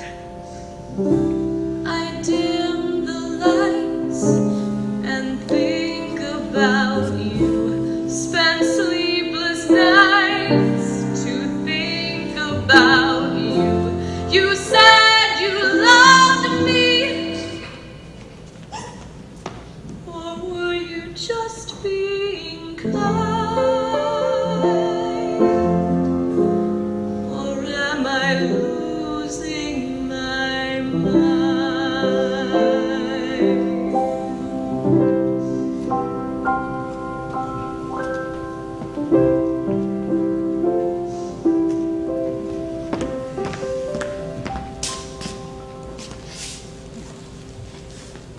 The sun begins to gild the western sky. Now is about the very hour that Silvia at Friar Patrick's cell should meet me. She will not fail, for lovers break not hours, unless it be to come before their time. So much they spur their expedition.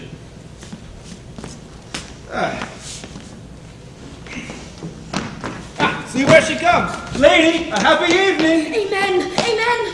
Go on, good Eglamour, out the postern by the abbey wall. I fear we are attended by some spies. Fear not, the forest is not 3 leagues off. If we recover that, we are sure enough.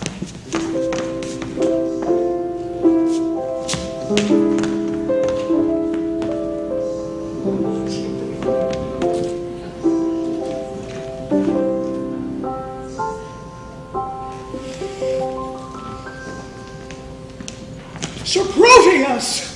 What says Silvia to my suit? Oh, sir, I find her milder than she was, and yet she takes exceptions at your person. What? That my leg is too long? No, that it is too little. I'll wear a boot that it may appear somewhat rounder. But love will not be spurred to what it loathes. What says she to my face? She says it is a fair one. Nay, the wanton lies. My face is black. But pearls are fair, and the old saying is, black men are pearls in beauty's lady's eyes. It is true, such pearls as put out ladies' eyes, for I had rather wink than look on them. How likes she my discourse? Ill when you talk of war. But well when I talk of love and peace. But better indeed when you hold your peace. What says she to my valor? Sir, she makes no doubt of that. She needs not when she knows it cowardice. What says she to my birth? That you are well derived? True, from a gentleman to a fool. Oh, considers she my possessions? Aye, and pities them. Wherefore? That such an ass should owe them. They are out by leave. Here comes the Duke! How now, Sir Proteus? How now, Thurio? Which of you saw Sir Eglamour of late? Not I. Nor I. Saw you my daughter? Neither. Why, then she's fled unto that peasant Valentine, and Eglamour is in her company. 'Tis true, for Friar Patrick met them both as he in penance wandered through the forest. Therefore, I pray you, stand not to discourse, but mount you presently, and meet with me upon the rising of the mountain foot that leads towards Mantua, whither they have fled. Dispatch, sweet gentlemen, and follow me! No, this it is to be a peevish girl, that flies her fortune when it follows her. I'll after, more to be revenged on Eglamour than for the love of reckless Silvia. And I'll follow, more for love of Silvia than hate of Eglamour that goes with her. And I will follow more to cross that love than hate for Silvia, who is gone for love. Night and day, why is it so that this longing for you follows wherever I go? Come, be patient. We must bring you to our captain. Oh, 1,000 more mischances than this one have taught me how to brook this patiently. Come, bring her away. Where is the gentleman that was with her? Being nimble-footed he hath outrun us, but Moises and Valerius follow him. Go thou with her to the west end of the wood. There is our captain. We'll follow him that is fled. The thicket is beset. He cannot escape. Come, I must bring you to our captain's cave. Fear not. He bears an honorable mind and will not use a woman lawlessly. Oh, Valentine, this I endure for thee! Are the stars out tonight? I don't know if it's cloudy or bright. How use doth breed a habit in a man. This shadowy desert, unfrequented woods I better brook than flourishing peopled towns. Here can I sit, alone, unseen of any, and to the nightingale's complaining note tune my distresses and record my woes. Oh, thou that dost inhabit in my breast, leave not the mansion so long tenantless, lest growing ruinous the building fall and leave no memory of what it was. Repair me with thy presence, Silvia, thou gentle nymph, cherish thy forlorn swain. What howling and what stir is this today? Madam, this service I have done for you, though you respect not aught your servant doth, to hazard life, and rescue you from him that would have forced your honor and your love. Vouchsafe me for my meed but one fair look. A small boon than this I cannot beg, and less than this I'm sure you cannot give. Love, lend me patience to forbear a while. Oh, miserable, unhappy that I am! Unhappy were you, madam, ere I came, but by my coming I have made you happy. By thy approach thou makest me most unhappy. And me when he approacheth to your presence. Had I been seized by a hungry lion, I would have been a breakfast to the beast, rather than have false Proteus rescue me. Oh, heaven be judge how I love Valentine, whose life's as tender to me as my soul, and full as much, for more there cannot be, I do detest false perjured Proteus. Therefore be gone, solicit me no more. What dangerous action stood it next to death would I not undergo for one calm look? Oh, 'tis the curse in love, and still approved when women do not love where they belonged. When Proteus cannot love where he's beloved. Read over Julia's heart, that first best love, for whose dear sake thou didst rend thy faith into 1,000 oaths, and all those oaths descended into perjury to love me. Thou hast no faith left now, unless thou'st two, and that's far worse than none. Better have none than plural faith, which is too much by one. Thou counterfeit to thy true friend. In love, who respects friend? All men but Proteus. Nay, if the gentle spirit of moving words can no way change you to a milder form, I'll woo thee like a soldier, at arm's end, against the nature of love. Force thee. Oh, heaven! Well, force thee yield to my desire. Ruffian, let go that rude, uncivil touch. thou friend of an ill fashion. Valentine? Thou common friend, that's without faith or love for such as a friend now. Treacherous man, thou hast beguiled my hopes. Not but mine eye could have persuaded me. Now I dare not say I have one friend alive. Thou wouldst disprove me? Who should be trusted when one's own right hand is perjured to the bosom, Proteus? I am sorry. I must never trust thee more, but count the world a stranger for thy sake. The private wound is deepest.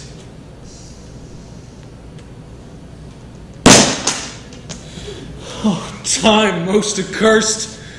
Amongst all foes, that a friend should be the worst.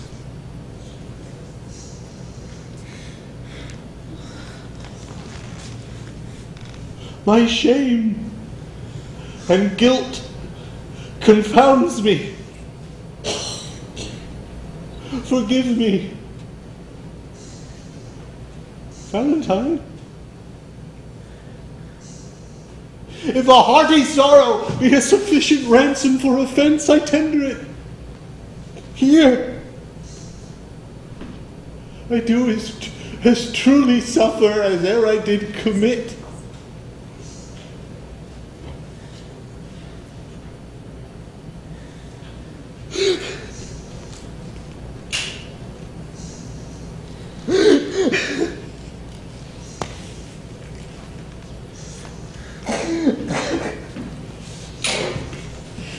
Then I am paid, and once again I do receive the honest, who by repentance is not satisfied, is nor of heaven nor earth, for these are pleased.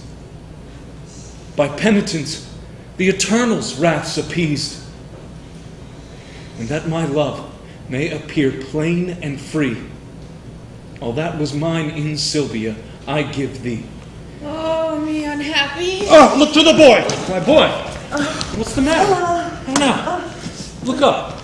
Speak. My good sir, my master charged me to deliver a ring to Madame Silvia, which out of my neglect was never done. Where is that ring, boy? Here it is. This is it. How? Let me see. Why, this is the ring I gave to Julia. Cry you mercy, sir. I mistook. This is the ring you sent to Silvia. But how camest thou by this ring? At my depart, I gave this unto Julia. And Julia herself did give it me. And Julia herself hath brought it hither. How? Julia? Behold, her that gave aim to all thy odes, and entertained them deeply in her heart. How oft hast thou with perjury cleft the root, O Proteus? Let this habit make thee blush. Be thou ashamed that I have took upon me such an immodest raiment. If shame live in a disguise of love, it is the lesser blot modesty finds.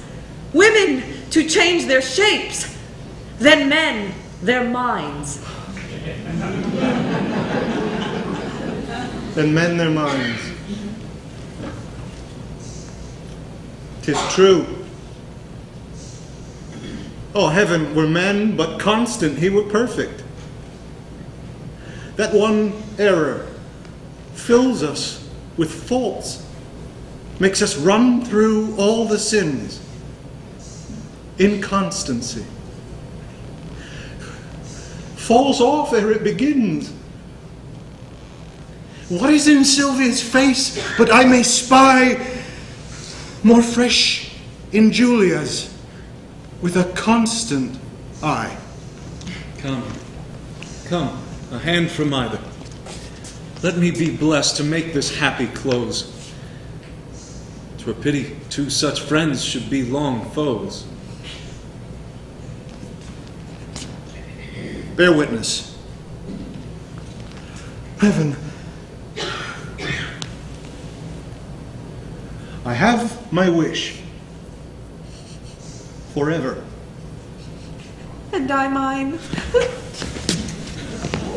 A prize! A prize! Forbear! Forbear, I say! It is my lord the Duke! Your grace is welcomed to a man disgraced. Banished Valentine. Sir Valentine. Yonder is Silvia, and Silvia is mine! Thurio, give back or else embrace thy death. Come not within the measure of my wrath. Do not name Silvia thine, if once again Milan shall not hold thee. Here she stands. Take but possession of her with a touch. I dare thee but to breathe upon my love. Sir Valentine, I care not for her, I count him but a fool who will endanger his body for a girl who loves him not. I claim her not, and therefore she is thine.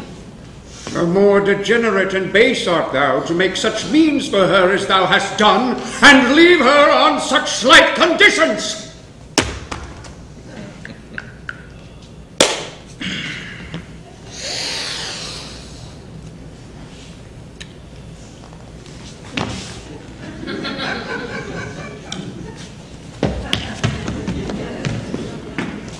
Now, by the honor of my ancestry, I do applaud thy spirit, Valentine, and think thee worthy of an empress' love.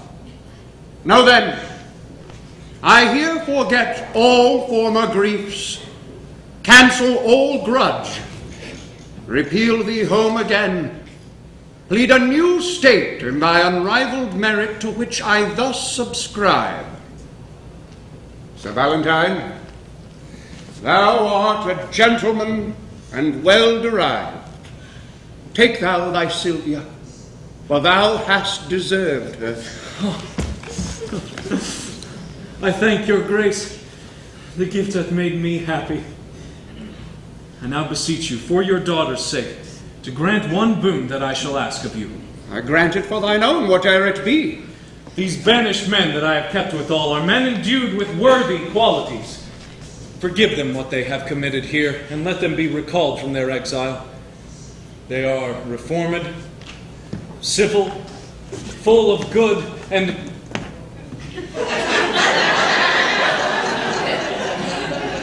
fit for great employment, worthy lord. Thou hast prevailed. I pardon them and thee. Come, dispose of them as thou knowst their deserts. Come, let us go. We will include all jars with triumphs, mirth, and rare solemnity.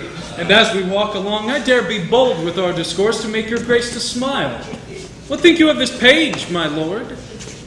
I think the boy hath grace in him. He blushes. I'll warrant you, my lord, more grace than boy. What mean you by that saying? Please you, I'll tell you as we pass along, that you may wonder what hath fortuned. Come, Proteus. 'Tis your penance but to hear the story of your love's discovered. That done, our day of marriage shall be yours. One feast, one house, one mutual happiness!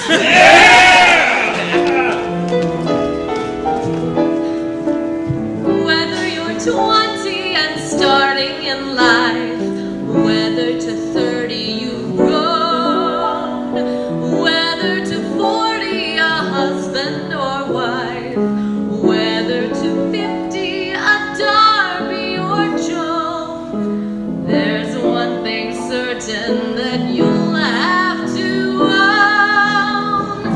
Love is the sweetest thing. What else on earth could ever bring such happiness to everything as love's your story? Love is the strangest, strangest thing. No song of birds upon the wing shall in our hearts more sweetly sing than love's old story, love's sweetest song.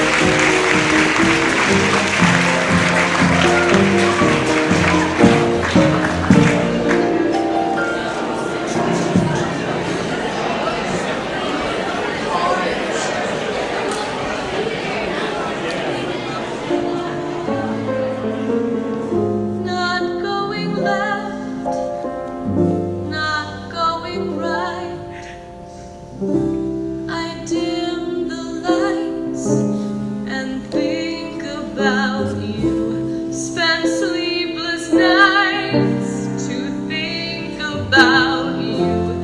You said you loved me. Or were you just being kind? Or am I losing my mind?